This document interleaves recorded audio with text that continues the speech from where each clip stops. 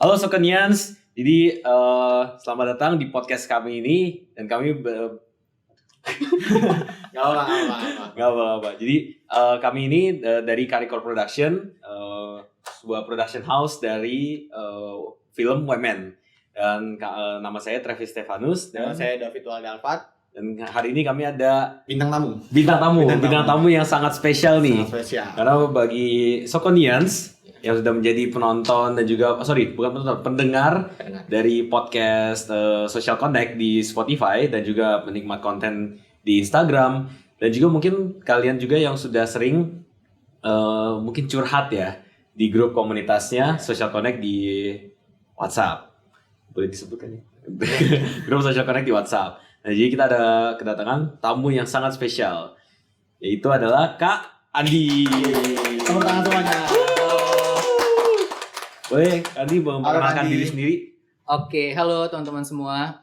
Mungkin jarang ya ngelihat aku nge-podcast. Biasanya tim Social Connect yang nge-podcast. Tapi hari ini kita bakal ngobrol-ngobrol nih sama anak teman-teman dari UMN tentang sosial media ya. Jadi kita akan ngobrol tentang anak muda dan sosial media gitu. Kalau kenalan kayaknya teman-teman Social Connect harusnya udah tahu ya, namaku Andi, aku pendirinya Social Connect. Wih, ini spesial banget nih karena memang abis baca-baca historinya dari Social Connect tuh inspiring banget sebenarnya. Mereka Social Connect itu dimulai dari cuma 4 orang ya Kak ya. Yep. Dari 4 orang yang habis itu berkembang pada tahun 2019. Lalu setelah itu berkembang ke satu tim ber-18. Dan sekarang di tahun ini sudah reach lebih dari 3 juta engagement. Dan juga sekarang di grup WA itu udah lebih dari 20,000 member ya Kak. Yep. Perkembangannya tuh pesat banget sebenarnya kalau dihitung-hitung hanya dalam kurun waktu 5 tahun. Besar banget, benar-benar pesat banget. Dan mungkin untuk bagi yang belum kenal Social Connect itu apa, dan juga belum kenal Kak Andi itu siapa, mungkin coba bisa dijelaskan Social Connect itu apa, dan juga Kak Andi itu sebagai melakukan apa di Social Connect. Oke, jadi buat teman-teman yang mungkin you have heard of Social Connect sebelumnya, Social Connect sebenarnya dari awal berdiri sampai hari ini masih tetap sama ya. Kita adalah wadah kesehatan mental untuk anak muda di Indonesia, siapapun itu, terlepas dari apapun backgroundnya, tinggal dimanapun. Kita misinya cuma satu, kita mau nemenin teman-teman gitu. Jadi biar teman-teman tuh nggak sendirian. Karena dari awal dibangunnya Social Connect itu aku ngelewatin masa yang cukup sulit ya, transisi dari kuliah ke kerja, dan aku mengalami GAD, Generalized Anxiety Disorders. Di situ aku mengalami transisi dari 2017 ke 2019 itu sendirian gitu ya. Nah, aku nggak pengen loh anak-anak muda seperti teman-teman ini mengalami fase yang sama. Kenapa? Karena kalau kita mengalami fase yang sendirian kayak gini, ada 2 kemungkinan. Satu, mentalnya benar-benar kuat dan tertempa. Kedua, benar-benar hancur ke jurang yang salah gitu ya. Bisa jadi kayak coba narkoba, mabuk-mabukan, masuk ke circle yang salah gitu. Jadi that's why Social Connect ada. Misi kita tuh satu, nemenin orang-orang itu. Dari 2019 sampai sekarang aku volunteer di Social Connect. Walaupun aku pendirinya tapi aku volunteer. Dan kita juga bangga untuk kasih tahu ke semua orang bahwa Social Connect berdiri dan sepesat itu lewat bantuan dan uluran tangan volunteer-volunteer lainnya dari seluruh daerah di Indonesia, dan kita udah jangkau seluruh provinsi di Indonesia, dan mereka udah contribute ke gimana Social Connect itu berkembang. Setiap hari sih aku lebih banyak kalau sekarang ini advisory ya buat mereka, teman-teman relawan, tapi juga 1-2 tahun belakangan kita ngadain riset di Social Connect. Jadi aku terjun di riset bersama psikolog dan juga ahli-ahli research yang lainnya. Terus aku juga banyak sekarang datengin kerjasama untuk Social Connect. Kita mau Social Connect itu juga bisa kerjasama sama pemerintahan, kerjasama sama brand, kerjasama sama kampus, kerjasama sama banyak institusi. Jadi aku banyak banget bridging dialog-dialog kesehatan mental untuk masuk ke ranah-ranah yang lebih luas dan terbuka sehingga orang lebih biasa ya membicarakan kesehatan mental. Kurang lebih kayak gitu deh. Oke, menarik banget ya. Menarik banget. Jadi memang benar-benar perkembangannya itu dari awal sampai sekarang itu tujuannya tuh voluntary. Jadi memang benar-benar Kak Andi pun dari personal experience yang dia merasakan suatu hal yang itu merasa sendirian, gak mau orang lain ngerasain hal yang sama. Oke.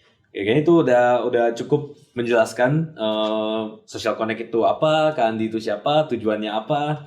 Dan kita hari ini ada topik yang sangat menarik untuk kita angkat di podcast kali ini ya. Betul. Nah, kan kita ini kan mahasiswa nih. Nah, coba David, gimana coba topik hari ini tuh apa? Nah, mungkin kita spesifik ke mental health kali ya. Karena kan kita kan sebagai mahasiswa juga kan pasti nih mengalami masalah dari mental health itu sendiri. Nah, sebagai kayak entah dari sisi personal experience atau justru ada apa sih Kak kira-kira yang tips yang utama nih bagi kita tuh sebagai mahasiswa tuh menghadapi itu semua tuh. Kira-kira kalau dari Kakak tuh gimana? Oke. Jadi Social Connect tuh dapat privilege mungkin ya, kita selalu diikutin sama anak muda di setiap fase pertumbuhan kita gitu ya. Jadi dari dulu akunya menjadi tua, tapi volunteernya tetap anak kuliahan. Walaupun sampai sekarang gitu ya, akunya udah tua, udah lulus berapa tahun, tapi tetap volunteerku sampai hari ini anak kuliahan. Dan mungkin itu yang keep me young and sane juga kali ya, karena memang ketemu anak muda terus setiap hari di Social Connect gitu. Jadi lewat ini aku bisa lihat bahwa masalah utama dari anak muda di Indonesia, terutama yang lagi kuliah atau lagi sekolah, yang pertama pasti tuntutan akademik ya. Di Indonesia kan tuntutan akademik itu sangat matters ya. Kayak orang tua tuh sering kan membangga-banggakan anaknya. Oh, ini anak saya Travis gitu juara 1 di sini. Anak ibu juara berapa kemarin gitu kan. Ini Travis baru pulang nih dari London bawa piala gitu kan.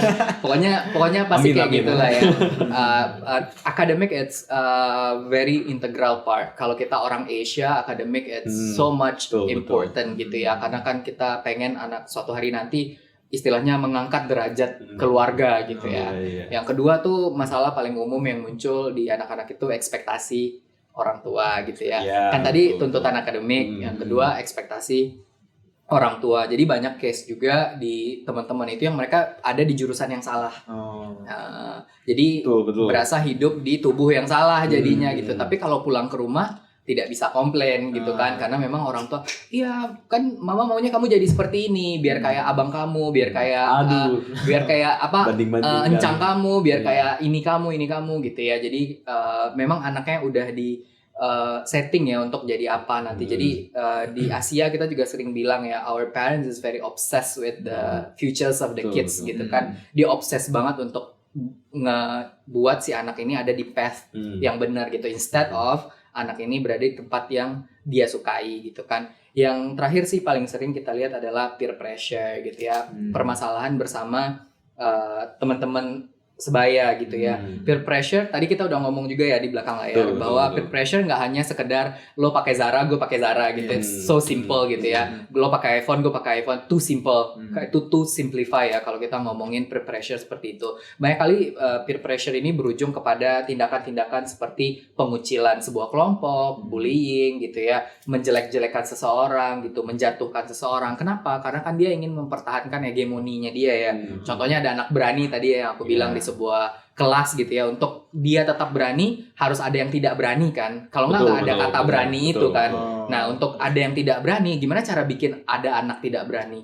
Ya, one way or the other pasti dia put someone down gitu ya, untuk ngelihatin ke orang lain, oke, gue yang paling berani nih di kelas ini. Nah, tipsnya, nah ini kan masalahnya tadi nih, gimana masalah ini related sama tipsnya adalah untuk mereka stay sane ya, anak-anak kuliah ini adalah untuk benar-benar tahu apa yang mereka inginkan. Yang aku lihat adalah permasalahan paling besar adalah komunikasi. Jadi banyak banget orang pintar di kuliahan apa segala macam, tapi they cannot communicate what they want. Jadi instead of communicate, mereka malah justru agresif gitu ya, kayak memaksakan keinginan mereka kepada sesuatu hal. Ya contohnya hal simpel, aku nggak mau di jurusan ini. Ya instead of dia bilang hal yang harusnya dia nggak mau di jurusan itu, dia malah aku nggak mau pokoknya di jurusan ini, aku mau bunuh diri aja, aku mau lompat. Jadi orang tuanya juga kayak nggak bisa, kamu mama yang gaji. Tapi kalau coba dia kasih tahu, aku udah riset gitu, berdasarkan riset aku kan udah tes IQ juga, udah tes ini. Nah kalau diliatin potensi aku tuh kesini loh ma gitu. Tapi kalau mama tetap pengen aku jadi ini, aku tetap mau kok gitu, menuruti apa yang mama ingin. Tapi boleh nggak aku punya ekstrakurikuler yang seperti ini gitu. Jadi ada win-win solutions gitu ya. Jadi nah itu yang aku lihat di anak-anak muda di Indonesia, kemampuan komunikasinya mereka tuh masih sangat bermasalah gitu ya. Terutama utamanya ke orang tua gitu ya. Utamanya ke orang tua. Kalau masalahnya tentang itu ya, ke akademik juga gitu, komunikasi sama dosen. Karena kan kita sering banget kalau di Indonesia, aku recall banget nih kalau aku beberapa kali kan ikut forum internasional gitu ya. Kita ketemu profesor, instead of kita nunduk, profesornya bareng-bareng nunduk gitu loh sama kita. Kalau salaman duluan dia yang nunduk gitu, dia yang ngejangkau tangan kita. Tapi kalau di Indonesia kan it's so much kayak very very feodal ya di beberapa, mungkin nggak semua kampus, tapi di beberapa gitu sangat feodal, di mana kita harus nunduk, harus cari jam free-nya dia. Nih moodnya si bapak nih bagus nggak gitu kan? Nah harus diperhatikan tuh moodnya si ibu bagus nggak gitu, dia habis berantem nggak nih sama anaknya, peduli banget gitu loh kita sama si orang-orang yang mengajar ini gitu. Jadi pada akhirnya susah berkomunikasi gitu, dia cenderung menggunakan gaya komunikasi ya dia si lemah dan yang satunya si kuat gitu dengan meminta izin.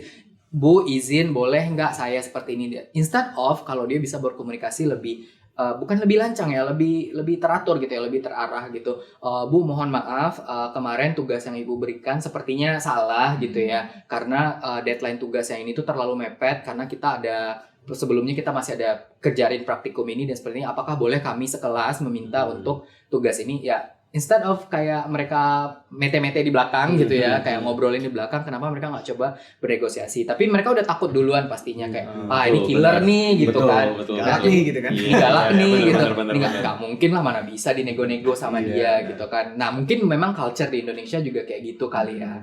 Nah menurut aku komunikasi ini tuh core problem sih yang ada, baik itu di hubungan sesama mereka yang peer pressure tadi ya. Kalau kamu bisa komunikasikan dengan baik, contohnya kayak kamu jahatin gitu ya, kamu bisa komunikasikan dengan baik gitu, kamu bilang sebenarnya kalau kamu masih berani sama saya akan lapor ke bagian kemahasiswaan dan saya akan dokumentasikan ini dan saya akan kasih ini ke kemahasiswaan dan saya akan taruh di Twitter gitu. Kalau kamu masih ngelakuin ini sama saya, tapi kalau kamu minta maaf dan berhenti ngelakuin ini, saya nggak akan ngelakuin itu. Kamu mau pilih yang mana? Oh, gue nggak takut sama lo, ya udah gitu.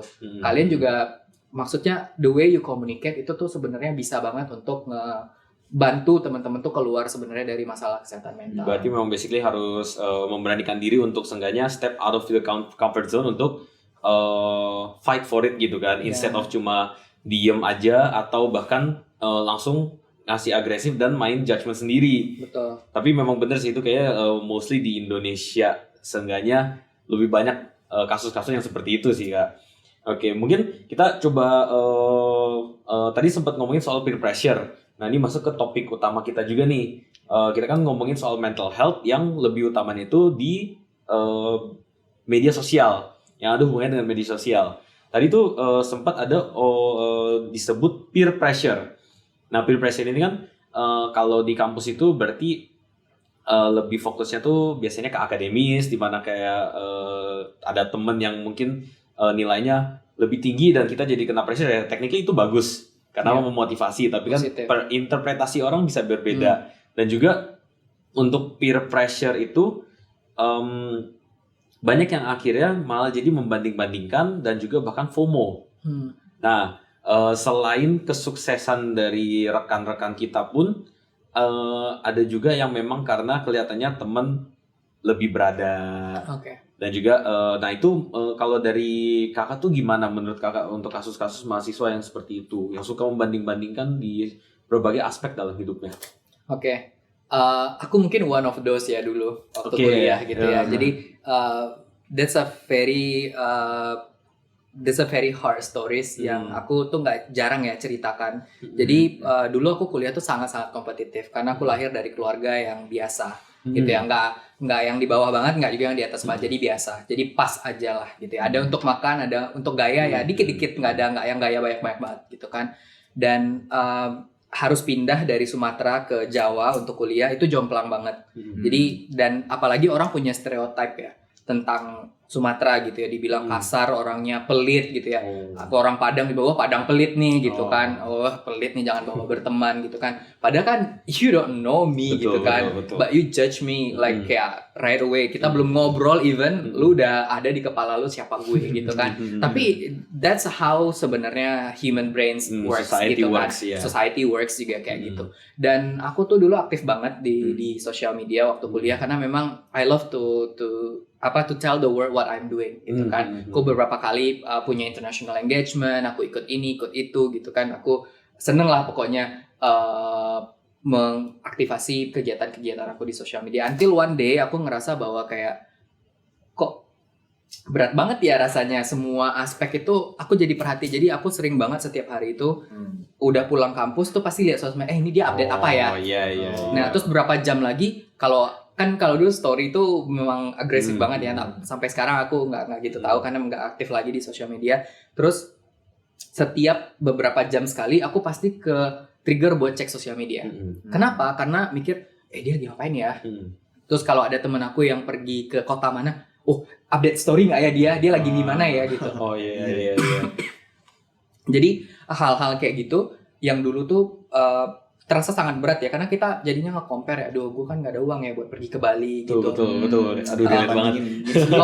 Kok dia enak banget, lah vela lagi gitu kan. Nah dulu tuh pokoknya beberapa jam sekali aku selalu excessively ngecek social media. Bahkan beberapa kali aku bohong. Kayak aku bilang aku dapat ini gitu, padahal aku nggak dapat itu, karena aku mau kayak aku sama validasi juga sama kayak mereka gitu. Terus aku bilang kayak terima kasih ya mamaku udah ngirimin ini, padahal mamaku nggak ada ngirimin itu gitu kan. Karena aku lihat orang-orang dikirimin mamanya gitu. Kok FOMO kok mamaku nggak ngirimin gitu kan. Juga ya, gitu kan. Tapi lama-lama kok gue capek sendiri ya coy gitu. Kenapa gue ribet sendiri, lo mau kemana gue mau kemana. Terus dulu teman-temanku tuh sering ke pantai. Dan sewa mobil, sewa motor tuh sampai camping. Ih, lucu deh.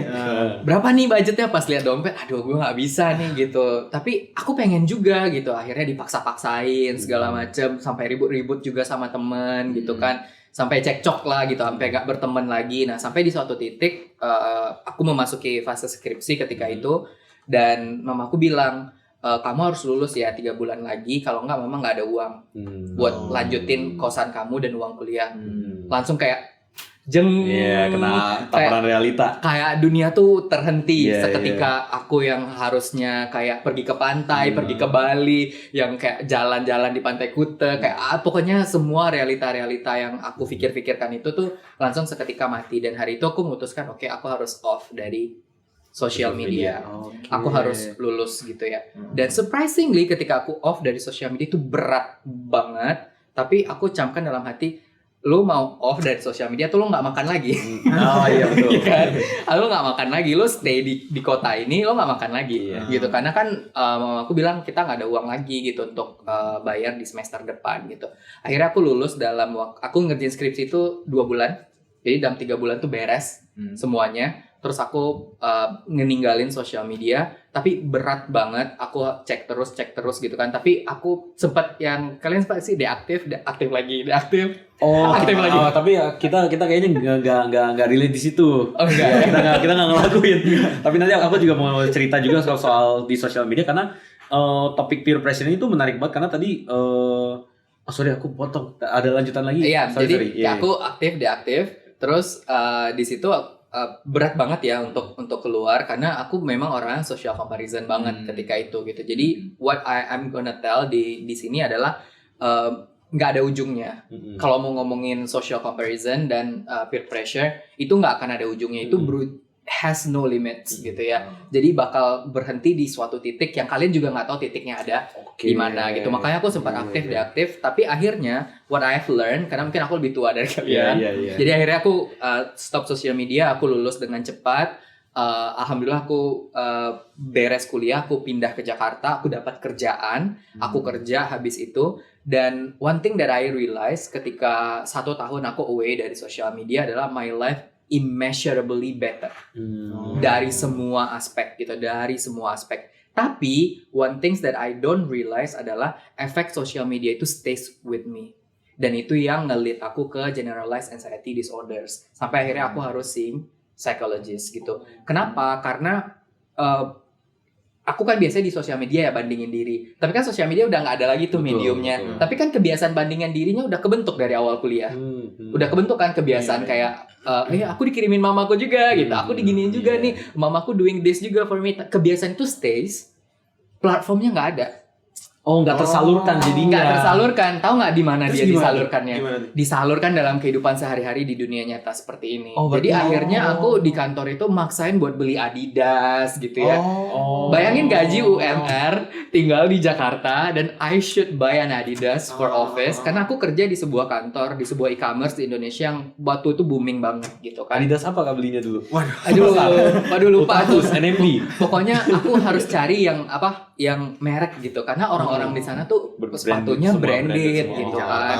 ya. Di Jakarta minimal tuh Adidas nggak sih gitu. Kalau orang udah yang Stan Smith aku nggak mungkin lah ya, itu terlalu mahal gitu Iya. kan untuk anak junior gaji UMR seperti aku gitu kan. Terus upgrade baju gitu ya, yang dulu bajunya pakai baju matahari gitu ya, dibelinya di Padang gitu kan, atau di pasar gitu ya belinya sama mamaku. Sekarang harus mikir, oke, kayaknya Uniqlo atau kayak ada apalah brand-brand gitulah ya yang dibeli baju-baju brand di Jakarta. Akhirnya tuh kayak keobsesnya di dunia nyata gitu. Dan karena keobses kayak gitu, aku juga akhirnya membatasi diri dari orang-orang di sekitar gitu. Kenapa? Karena aku ngerasa aduh aku nggak bisa deh masuk circle-nya dia, takut nggak Kebawa sama arus. nih gitu ya, takut nggak oke. sebanding gitu. Pernah aku masuk satu kali terus mereka cerita tentang mereka jalan-jalan ke New York gitu. Gue kayak minder kayak gengsi jadinya kayak kok New York, gue jalan-jalan ke ini Cililitan, New York, gue Cililitan gitu kan, nggak nyambung sama sekali. Dan apalagi teman-temanku itu memang kuliahnya banyak di luar negeri. Terus mereka cerita, iya gue masih ingat banget waktu gue di Old Trafford di Manchester gitu, gue nonton kayak, ya aduh susah banget kalau udah kayak kayak susah banget. aku di Melbourne. Iya, ya kan, susah banget. Kemarin lah papi pokoknya. ai gitu.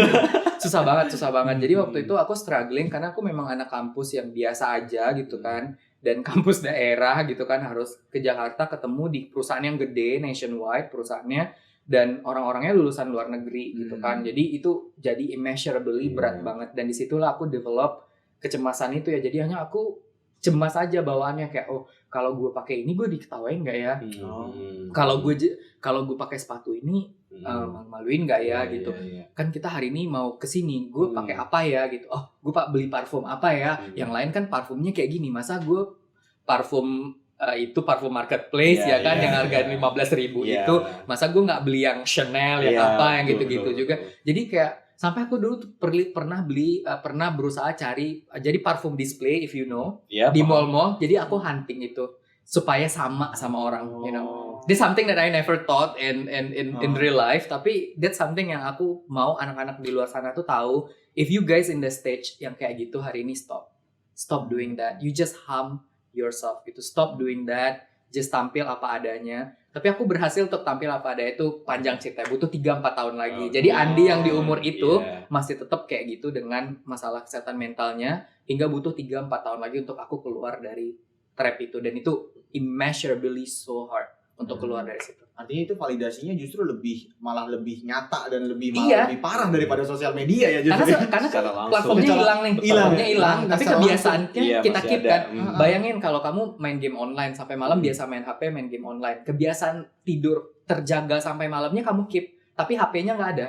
Bayangin Betul, kamu ngapain? stres banget pasti. Stres banget. Iya. Kamu ngapain? Pasti ya nongkrong keluar, Betul, pergi betul. sama temen, ya end up di klub pasti, Iya, betul. end up dugem apa Iya. segala macam. Kebiasaannya stay, tapi platformnya nggak ada. Iya, Mau iya, nggak iya. mau tubuh kamu atau diri kamu nyari platform lain gitu. Betul, Nah, betul. bahayanya kalau kamu salah platform, Iya, jadinya melencengnya jauh. Iya, lebih jauh. parah dari sebelumnya. lebih parah dari Lebih sebelumnya. parah. Oke, Gitu. mungkin untuk sekarang kita ada break dulu karena ada sedikit komplikasi di kampus, dan juga kita sekalian re-record. Tapi tadi udah menarik banget, nanti akan kita lanjut lagi setelah ini, langsung cut aja. Oke, kembali lagi. Tadi kita terakhir ngomongin soal peer pressure ya kak. Sure. Nah, aku tuh mau cerita sedikit soal peer pressure karena aku ngerasain juga yang kakak rasain di media sosial. Tadi kan kakak cerita juga sampai di saat di media sosial udah nggak tersalurkan, akhirnya di real life pun dilakuin gitu loh ke rekan-rekan kerja. Nah, aku tuh dulu pas di sekitar awal kuliah, akhir SMA awal kuliah, aku ngerasain hal yang sama kak, dimana aku tuh nge-scroll IG itu karena FOMO, aku pengen tahu temen-temen tuh ngapain aja. Tapi pada saat aku sudah mulai kerja dan juga udah mulai pertengahan kuliah, di mana aku udah mulai trying to fix my own life, itu baru deh tuh ngerasa, aduh media sosial tuh toxic banget. Sebenarnya iya mulai ngerasain gitu. Sebenarnya toksiknya tuh bukan berarti dalam arti aku kena cyberbullying, enggak. Aku tuh nggak kena bullying sama sekali sebenarnya. Mungkin sempat pas SMA iya sempat, tapi di saat udah kenal di media sosial sebenarnya nggak kena cyberbullying sama sekali. Tapi aku yang ngerasain di mana it affects my mental mind. It affects my mental health, di mana aku malah ngerasanya wah yang ini pada jalan-jalan, circle yang ini lagi kemana, yang ini lagi doing apa, terus aku cuma di kamar doang begini gitu kan. Feels like I'm useless. Kayak aku tuh nggak ngapa-ngapain. Dan tadi juga kakak sempat bilang tipsnya itu gak ada, bener-bener nunggu waktunya di saat kena when the time is right gitu loh, basically. Dan kayak aku juga ngerasain hal sama. Cuma di saat aku sadar hal itu, aku akhirnya buka sosmed tuh cuma buat ngeliat teman-teman deket aja. Udah nggak pernah lagi yang buka story terus pencet dilihat satu-satu gitu kan. Tapi apakah benar-benar kalau menurut aku tuh memang solusinya tuh nggak ada gitu loh, karena kita mau ngomongin apa aja tuh kayaknya nggak bakal masuk, memang perlu waktu aja. Menurut kakak apakah begitu? Menurut kakak gimana tuh? Oke. Ini menarik ya. Kalau buat aku butuh 3 sampai 4 tahun ya. Oke. Pada akhirnya untuk benar-benar nggak ada ikatan lagi nih dengan sosmed. Jadi kalau sekarang ini kita lagi ngobrol kayak gini, aku lagi kayak gini, bahkan ikatan sama HP udah bisa aku lepas gitu ya. Aku nggak lihat HP kayak dari pagi sampai sore, aku nggak akan ngerasa aku ketinggalan apa-apa gitu. I'm good gitu. Kalau ada yang aku ketinggalan, aku selalu bilang ya aku masih bisa kejar gitu. Karena aku ingin menikmati hari ini gitu. Jadi aku bisa bilang itu setelah 3-4 tahun. Prosesnya tuh kayak gini. Kalau memang teman-teman di rumah ya, teman-teman pendengar mau keluar dari adiksi yang seperti ini, prosesnya tuh panjang banget. Yang pertama adalah kita harus tahu dulu kita ini terjebak atau enggak gitu. Kan nggak bisa dibantu ya kalau kamu nggak tahu kamu sakit apa enggak. Kamu pergi ke dokter nih, terus dokter nanya kamu sakit apa?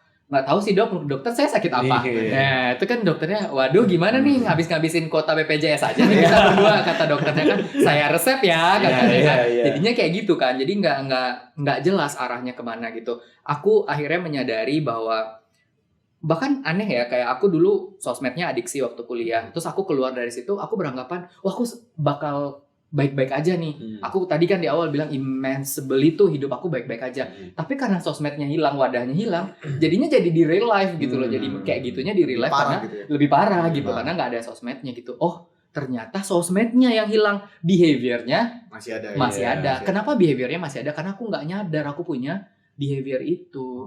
Nah itulah pentingnya kesadaran diri gitu ya. Jadi di usia muda ini teman-teman perlu banget menyadari diri gitu ya. Jadi mengenali diri itu penting banget. Ini sounds kayak cheesy, sounds kayak aduh kayak ini ya afirmasi.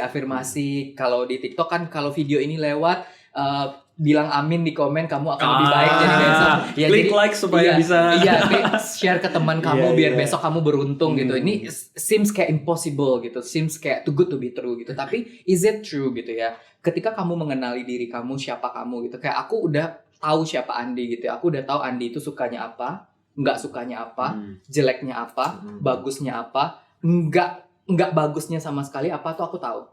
Kita pasti tahu ya, tapi kita ada di tahap denial pastinya. Kita ada di tahap kayak enggak sih kayaknya aku nggak kayak gitu sih Kak. Tapi memang kadang-kadang ya paling aku kayak gitu tuh kalau menurut aku sih pengaruh teman. Ya berarti masih dalam fase denial. Itu pertama ya. Jadi realisasi diri itu penting banget. Jadi sedini mungkin teman-teman bisa merealisasikan, bisa tahu ya, bisa kenal sama diri sendiri, itu lebih bagus. Yang kedua adalah you know your purpose in life. Nah, ini nih, aku kan sering banget ya mentorin anak kuliah gitu ya. Kenapa aku sering banget mentorin anak kuliah? Ini gratis, for free. Kenapa? Karena I feel ketika kuliah aku nggak punya mentor. Dan aku tersesat di berbagai tempat gitu loh. Aku pernah merasa aku ada di tempat yang salah ketika kuliah. Kok gue ikut organisasi ini ya? Kenapa ya? Aduh, kayak ngebodoh-bodohin diri aja gitu. Kok gue malah ikut aktivitas ini ya gitu. Jadi banyak banget lah langkah-langkah yang aku ambil dulu ketika kuliah yang itu tanpa mempertimbangkan gitu ya, tanpa tahu kayak orang lain tuh kayak gimana sih ngambil langkah itu. Cuman ya istilahnya kayak learning by doing. It's good, tapi I think kalau punya mentor is more than good gitu ya. Kita nggak cukup hidup ini good doang kan. We should agree tentang itu. Kita harus hidup more than good gitu kan. Nah, aku sering mentoring mereka dan ketika aku tanya, "Kamu purpose-nya dalam hidup apa?" Maksudnya apa ya, Kak? Itu kayak Miss Indonesia gitu ya, Kak, beauty with the purpose. Bukan. Ini bukan acara itu ya, Bukan reality show ya. Bukan reality show beauty with purpose atau INTM atau apa segala macam, bukan. Purpose in life itu adalah a single things yang pengen kamu capai dalam hidup kamu tuh apa. Dan itu kamu keep chasing that even until kamu umur 50 tahun nantinya gitu. Dan aku pas kuliah dulu nggak nemuin. Aku yang tahu aku pas kuliah dulu tuh aku suka social causes. Jadi aku suka berkegiatan sosial. That's it. Tapi until yang aku bilang itu proses 2-3 tahun sampai 4 tahun itu aku tahu, okay, I wanted to help young generation. Gitu. Sekarang aku udah tahu kalau aku ingin anak muda yang aku ngelihat diri aku di anak muda itu, dan aku nggak mau kalian ngerasain hal yang sama. Yang aku bilang tadi, aku nggak mau teman-teman tuh sendiri. Aku nggak mau mereka itu nggak tahu apa yang mereka inginkan dalam hidup. Aku mau bantu itu. Aku mau menjadi temannya mereka gitu loh. Walaupun di Social Connect volunteer, I don't get money from it gitu kan. Tapi I get happiness from it. I get kayak kebahagiaan yang mungkin buat Travis kayak lebay ini mah, ini buat brandingnya doang gitu. Enggak. Gue gak ngomong gitu ya, by the way. Konteks aku gak ngomong gitu. Some people mungkin kayak lebay deh orang Yeah. ini, kayak dari kayak gitu aja bisa ngerasain itu, masa sih gitu kan. Mana ada orang yang nggak bahagia karena uang gitu. Oh no, I don't mention ini aku compare dengan uang ya. I'm not comparing what experience ini dengan uang, membantu orang ini dengan uang. Tapi kalau dibilang sama orang, oh berarti uang buat kamu nggak penting. Oh sangat penting, nomor satu, Mas Bro. Iya, munafik kalau enggak. Munafik. Tapi apa sih yang menurut yang lain dari uang yang aku juga chasing? Nggak mungkin tiap hari aku chasing money doang. Pasti kita sometimes pergi liburan, holiday, ketemu teman segala macam. Pasti ada topik-topik lain yang kita sukai kan. Di samping kuliah mungkin I don't know. What you guys doing? Mungkin ada yang main bola, ada yang ikut hobi masing-masing lah. Hobi masing-masing, ada yang ngelukis, ada yang apa, ada yang suka hopping, danau hopping mungkin, cafe hopping mungkin, ya kan, pergi ke kafe-kafe, dia review, dia taruh di Insta story-nya dia bikin highlight, ya kan. Someone hobi, nggak mungkin dong kita neglected dan bilang kayak bohong ini mah branding doang, dia mau cari uang dari ini, enggak gitu. Itu yang kedua ya. Jadi tahu what is your purpose in life. Dan banyak banget anak kuliah, 99% yang aku temuin mereka nggak tahu mereka mau apa. Aku karena orang tua aku sih Kak, ya aku pengen kerja aja sih Kak. Betul. Ya aku kan miskin Kak, ya mau nggak mau aku harus kuliah gitu. Pokoknya jawabannya standar lah ya, dan nggak tahu mau apa gitu. Yang terakhir yang paling penting banget untuk keluar dari trap sosial media ini adalah tahu cara membagi waktu yang baik dan benar. Jadi bermain sosial media tuh nggak salah.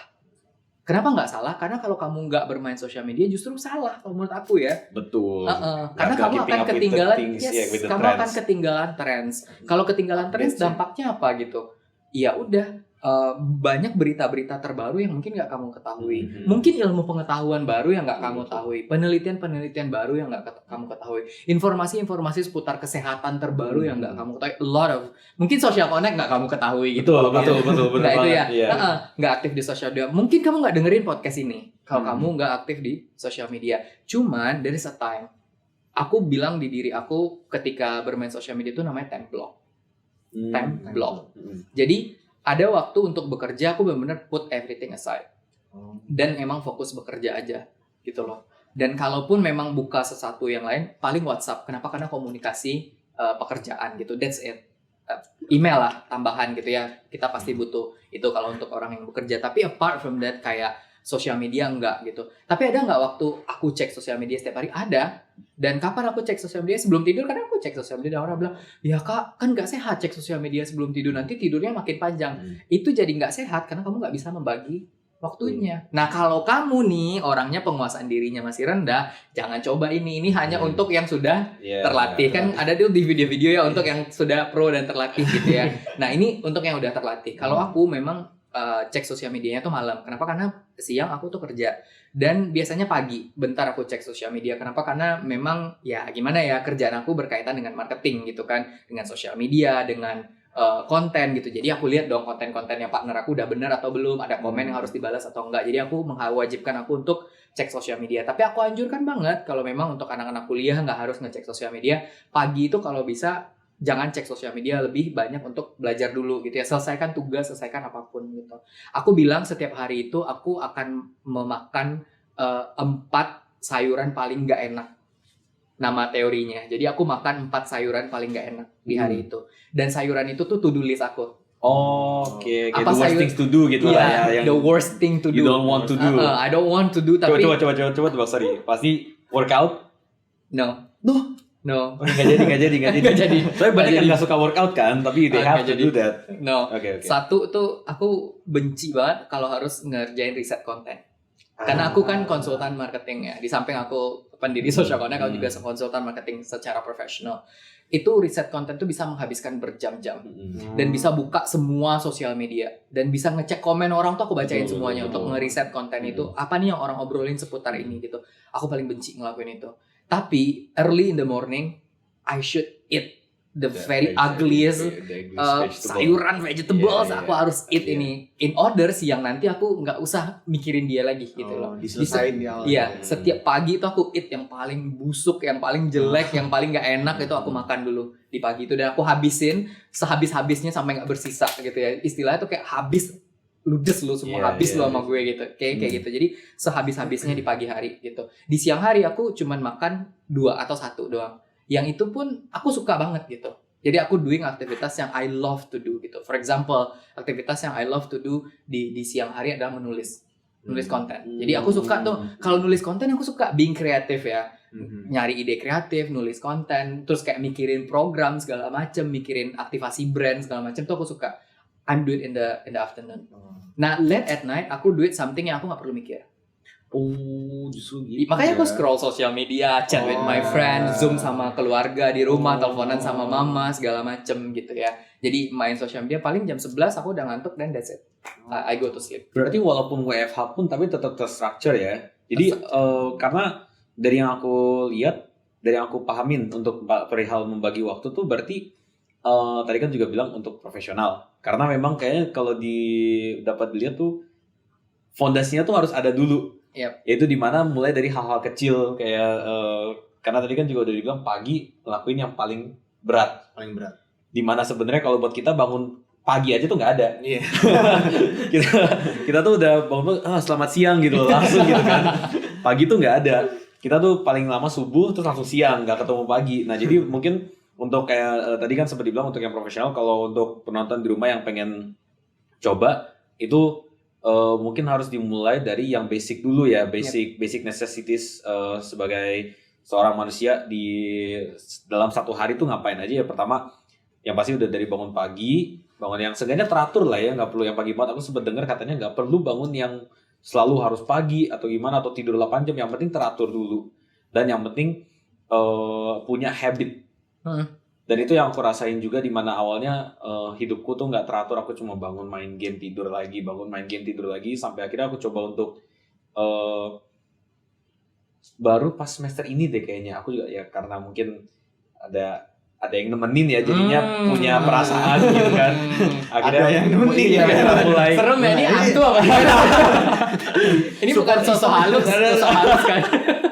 akhirnya jadi mulai self aware kan. Oh. Karena self aware tuh jadinya mulai I need to fix my life gitu kan. Akhirnya aku bangun mau pagi atau siang nggak apa-apa, yang penting pada saat jam 6 sore aku harus workout. Oke. Jadi dimulai dari situ, jam 6 sore harus workout. Mau itu workout cuma 1 set 10 menit, 20 menit bebas, pokoknya yang penting workout. Dan habis itu setelah itu makan, mandi, dan jam produktifnya itu malam. Jadi sekitar jam 8 sampai jam 9 ke atas tuh baru jam produktif. Jadi jam mainnya tuh justru pas di siang, karena aku ngerasa pas siang tuh otak nggak jalan. Mungkin memang karena background kita anak film atau anak-anak zaman sekarang yang tidurnya kan udah ke-flip banget jadwal tidurnya. Jadi pada saat siang tuh nggak berjalan. Jadi mungkin untuk teman-teman di rumah untuk trying to fix your life harus dimulai dari hal-hal yang simple dulu ya. Aku juga sama mau mau singgung sedikit tadi, ada dua poin pertama, yaitu ada yang poin keduanya ada finding purpose, dan poin pertamanya itu adalah understanding diri sendiri. Aku tuh tertarik banget sama psikologi. Mungkin sebenarnya kayaknya nggak terlalu masuk di sini karena kita lebih ngebahas mental health-nya bukan secara scientific. Tapi benar-benar dulu tuh aku sempet ngobrol sama temanku yang kuliah di Atmajaya. Dia psikologi. Dia tipe-tipe anak yang masuk psikologi karena pengen memahami diri sendiri. ya kan? Jadinya Zen banget nggak tuh? betul, nggak tahu mau masuk apa, jadinya mencari jati diri di kuliah. Nah jadi aku sempat tanya-tanya dan aku tuh nemuin sesuatu yang dia tuh menjelaskan di mana orang-orang tuh punya idealized self image. Yep. Dia dimulai dari idealized self image itu yang abis itu idealized self image yang abis itu dia nggak bisa mencapai itu, akhirnya dia self hatred. Sebentar, ini track back dulu. Dimulainya tuh dari basic hostility. Jadi itu dari dia mendapatkan hostility dari eksternal, mau itu dari childhood trauma, dari orang tuanya sendiri, bullying, cyberbullying. Itu yang habis itu dari situ dia develop basic anxiety. Dia merasa anxious terhadap dirinya sendiri, dia self aware, mungkin itu karena komentar orang-orang. Dan habis itu akhirnya muncullah idealized self image yang dia punya image dirinya sendiri yang dia tuh di atas dirinya yang sebenarnya. Yang tadi sekarang sempat bilang mungkin orang pada saat ditanya lu tuh sebenarnya gini kayak mungkin sih ya gitu kan agak. Karena itu dia denial betul ya, yang tadi denial. Yang setelah itu karena dia punya idealized self image dan tidak tercapai sama sekali, akhirnya dia self hatred. Dan itu mempengaruhi, itu benar-benar jadi siklus yang berlangsung terus di mental health mahasiswa-mahasiswa akhir-akhir ini. Dan lalu yang kedua itu ada finding purpose. Dan itu kayaknya benar-benar topik yang bahkan banyak orang sampai kadang tuh sampai nikah aja tuh belum punya purpose. Itu ya mungkin tuh agak jauh, mungkin next episode ya guys. Kita fokusnya di mahasiswa. Dan tadi juga sempat udah disinggung juga di mana ada mahasiswa yang cuma ngikutin orang tua ngomongnya apa. Dan juga bahkan mungkin teman-teman aku juga termasuk jadi contohnya kali ya, dia masuk psikologi karena untuk mencari jati dirinya sendiri, dia belum punya purpose untuk kehidupannya yang the real purpose itu seperti apa. Tapi menarik banget sih Kak, aku juga ini 3 tips ini mungkin jadi penting banget untuk kalian, yaitu ada understanding oneself, finding purpose, dan juga membagi waktu. Itu penting banget untuk kalian biar bisa escape the trench, the toxicity of social media. Karena memang addicting banget. Tadi kakak sempat ngomong soal membagi waktu dan ada ngomongin soal screen time. Nah, aku tuh penasaran nih. Jadi karena screen time itu kan sekarang tuh jadi masalah utama banget, bukan hanya di mahasiswa ataupun orang tua, tapi juga di anak kecil. Nah, kita coba tetap fokus di mahasiswa deh, karena di mahasiswa itu ada overstimulation of dopamine. Di saat kita nonton konten-konten, apalagi short form content yang benar-benar dari awal aja udah kena visual hook, kayak dan lalu dia ada klimaksnya tuh juga nggak lama. Kita nonton video 15 detik aja kadang udah bosen. Harus dapat hook atau klimaksnya tuh di detik ke-7, bahkan dapat di detik ke-5 gitu kan, secepatnya. Nah, dari situ juga banyak potensi dampak secara jangka panjang yang dimana kita jadi berketergantungan. Yang makanya sampai akhirnya butuh waktu kayak seperti Kak Andi 3-4 tahun untuk lepas dari itu. Dan untungnya kayaknya mungkin kakak lepas dari media sosial itu sebelum boomingnya TikTok dan IG berarti ya. Kayaknya mungkin kalau Kak Andi udah terpapar konten seperti itu mungkin bisa lebih lama lagi Iya, yang saya penasaran juga apa sih Kak kira-kira mungkin motivasinya yang menggerakkan kakak bisa sampai walaupun memang nggak sebentar, dari butuh waktu 2-3 tahun itu, dan kemudian maksudnya apakah motivasinya yang memperkuat kakak bisa konsisten untuk jauh dari yang tadi bilang sosial media itu?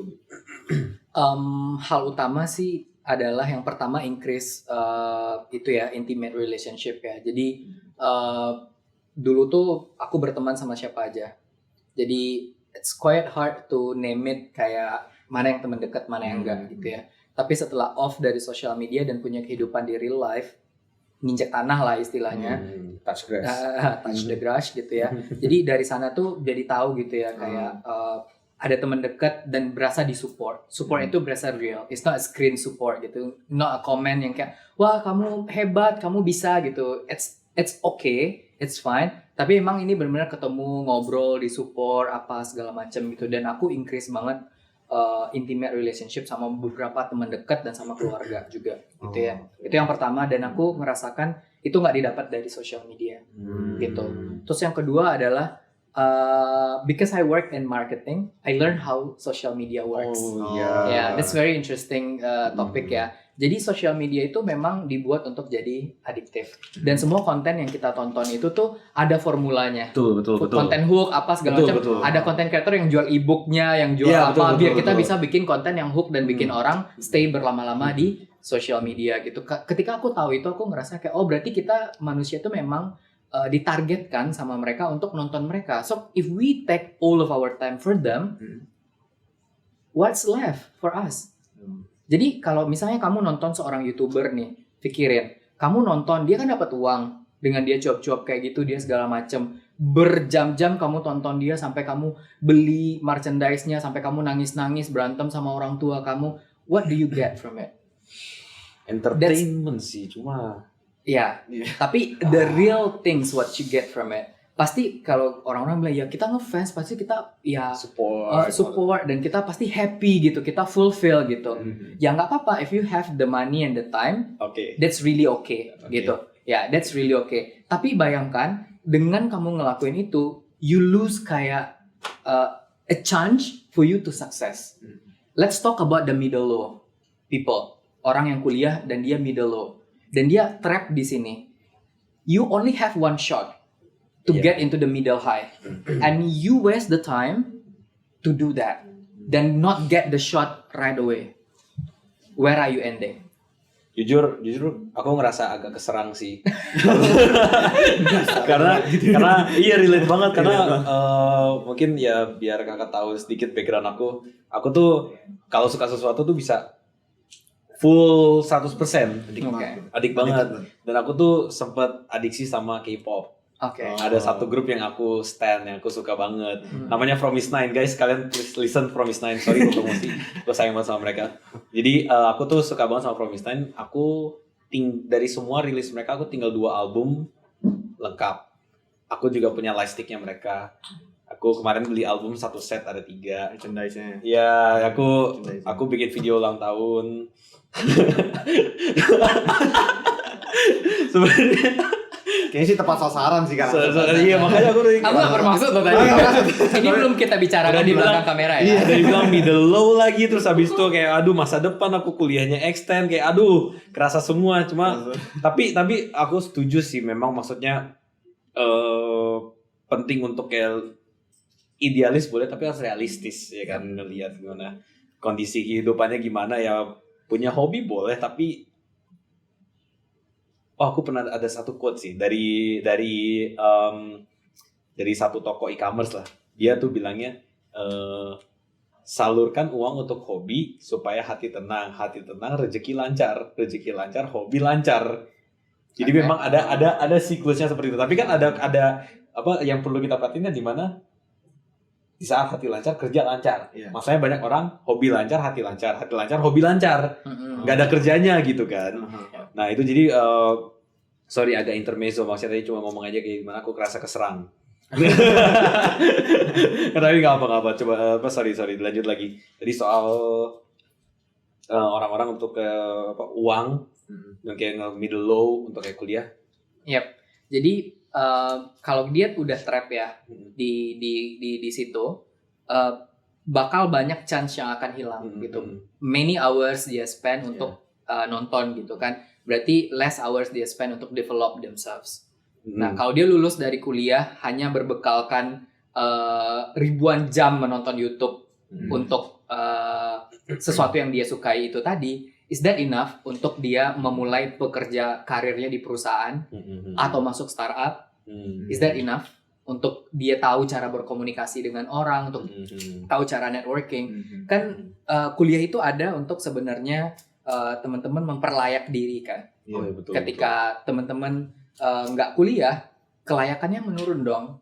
Bukan berarti kuliah mengeset teman-teman untuk jadi sukses. Premisnya kan bukan siapa orang sukses semuanya kuliah. Nggak ada orang yang nggak kuliah yang nggak sukses. Enggak kan. Premisnya adalah ya kuliah itu nggak menjanjikan kesuksesan juga sebenarnya gitu. Tapi kalau teman-teman kuliah, ya adalah chance untuk teman-teman sukses, lebih besar chance-nya untuk sukses gitu. Tapi imagine kalau proses itu udah dihabiskan setengahnya dengan adiksi gitu terhadap sosial media. Nah, bayangkan proporsional yang harusnya dikasih untuk belajar akhirnya dihabiskan untuk sosial media gitu. Jadi banyak hal yang hilang di dalam proses itu. Sehingga ketika lulus nanti, ini yang terjadi di Indonesia, terjadi gap di mana pekerja berekspektasi lulusannya punya skill ini, lulusannya berekspektasi punya gaji ini, dan akhirnya nggak match skillnya. Kenapa? Karena merasa bahwa nggak benar gitu. Nah, terus by default kita bilang adalah yang salah adalah kurikulum, gitu. Tapi apakah semua hal dalam hidup ini harus masuk ke dalam kurikulum? Contohnya cara ngajarin kamu ngomong, cara ngajarin kamu jalan, cara ngajarin kamu tektokan, cara ngajarin kamu berlaku sopan, cara ngajarin kamu di dunia pekerjaan sebenarnya teori itu sedikit gitu. Tapi apa yang ngebuat kamu survive adalah ya cara kamu ngomong. Yang aku bilang di awal tadi, komunikasi, how you communicate with people. Ketika kamu dapat pekerjaan yang terlalu tinggi, kamu bisa distribute pekerjaan itu ke orang lain, tapi orang lain nggak ngerasa si Travis cuman ini malas ngasih kerjaannya ke gue, tapi dia ngerasa oh ya I'm supporting my coworker karena the way you speak itu ngebantu si communication ini. Apakah semuanya itu jadi tanggung jawab dosen dalam waktu 4 tahun itu untuk membentuk kalian jadi pribadi yang ready to work? No, right? It's part of your personal responsibility as well gitu loh. Classroom berapa lah? Kalian sehari habisin berapa di dalam classroom? 6 jam lah maksimal. 6 jam sehari. Berarti masih ada sisa sekitar berapa belas jam lagi di luar classroom. What are activities yang kalian lakukan? That's the next questions kan. Kalau aktivitasnya dihabiskan untuk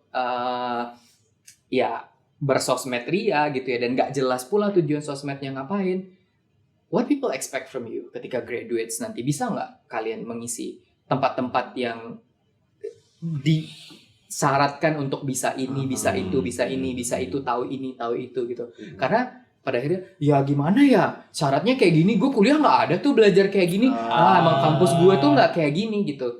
Ya, it's not the time. Ya mungkin partly, institution has a role. Pasti aku selalu percaya institution have a role in shaping someone's future. Tapi aku tetap percaya your own will jauh lebih penting daripada what institutions are doing to you. Jadi kalau aku bisa bilang adalah the one who design your life, it's you. Jadi jangan pernah bilang, ya aku didesain hidup kayak gini sih kak sebenarnya gitu. Aku, ya gimana programnya seperti ini. Teman-teman aku kayak gini gitu ya. Ya pada akhirnya balik lagi ya ke itu, yang nggak akan keluar dari adiksi itu. Kenapa ya? Karena ya itu nyaman di situ gitu. Terus yang terakhir adalah, pertanyaan terakhir adalah, ya kalau kamu nyaman di situ, bisa nggak kamu jadikan itu pekerjaan? Ada nih beberapa teman aku yang kayak Travis ini, dia kan ngefans sama K-pop gitu ya. Dia jadi distributor tiba-tiba. Dari distributor tiba-tiba, tapi dia memang ngehabisin waktunya itu untuk just tip sana, just tip sini, cari sana, cari sini, outsourcing ribet banget lah segala macam. Terus dia bilang, "Ndi, gue udah beyond dari ngefans. Gue jadiin ini bisnis." Oh, that's good for you. That's good for you, man. Kenapa good for you? Karena you know ini menghasilkan uang gitu. Betul. Kenapa? Karena kita need to make a things for a living kan. Gak mungkin dong. Ya kasarnya kan orang sering bilang, apakah bisa idol kamu nyuapin kamu makan? Gak bisa kan. Kamu gak akan kenyang kan dari cuman beli segala macamnya itu gitu kan. Tapi kalau kamu jadikan itu hobi kamu itu, turn into a business misalnya. Jadi temen aku tuh ada yang punya itu, dia di distributor gitu. Terus satu lagi dia bikin komunitas. Terus komunitasnya tuh sering banget di acara pet promote apa. Jadi dia kayak promoters gitulah gitu. Tahu. Karena ke fan cafe ada datang pakai bayar registration fee-nya dulu. Nah, terus dia ngadain, pokoknya ada movie night-nya, ada terus bayar pokoknya, terus ada grup premium juga, terus tahu update si K-popnya lebih cepat kalau lewat dia yang segala macam. Nah, dia ngasilin uang dari situ. Dan apakah kita bisa bilang itu sosial media jadi nggak produktif buat dia? Ya enggak dong. Dia justru kerjanya di situ, nggak ada masalah gitu. Ini kita ngomong, nah ini nih orang di Indonesia yang kita bermasalah lagi adalah, ya elah lu pukul rata semua bang. Orang sosial media juga banyak buat kerja bang. Kita live TikTok segala macam. No, kita nggak talking tentang orang-orang yang cari peruntungan di situ. Kalau teman-teman yang live TikTok dari situ, kerja dari situ, dan memang harus buka itu, ya bukan adiksi lah namanya. Ya itu bagian dari pekerjaan. Yang adiksi itu adalah Dia kerjanya lain, tapi habis buat ini dan kerjanya nggak selesai-selesai. Oh, Ini iya, loh yang iya. kita omongin. Kita Iya, iya, butuh iya, koridor betul, loh betul, dalam betul. ngomong ini semua. Misalnya job desk-nya adalah student, ngerjain tugas. Kalian kan student nih Betul. jatuhnya, ngerjain tugas, ngerjain apa lagi, ngerjain film, ngerjain apa. Film targetnya 3 bulan. Gara-gara si Travis main sosmed mulu, selesainya setahun filmnya. Bener nggak ini? Case tadi ini. Berarti kayak kok bisa dibilang sebenarnya di saat kita menggunakan atau melakukan sesuatu yang too much, itu tetap perlu dilihat di mana itu tuh sebagai tanggung jawab atau di luar tanggung jawab. Karena kalau di luar tanggung jawab bisa jadi adiksi kan. Tapi kalau misalnya itu tanggung jawab, berarti kita produktif. Walaupun itu kita topiknya adalah media sosial ya. Iya.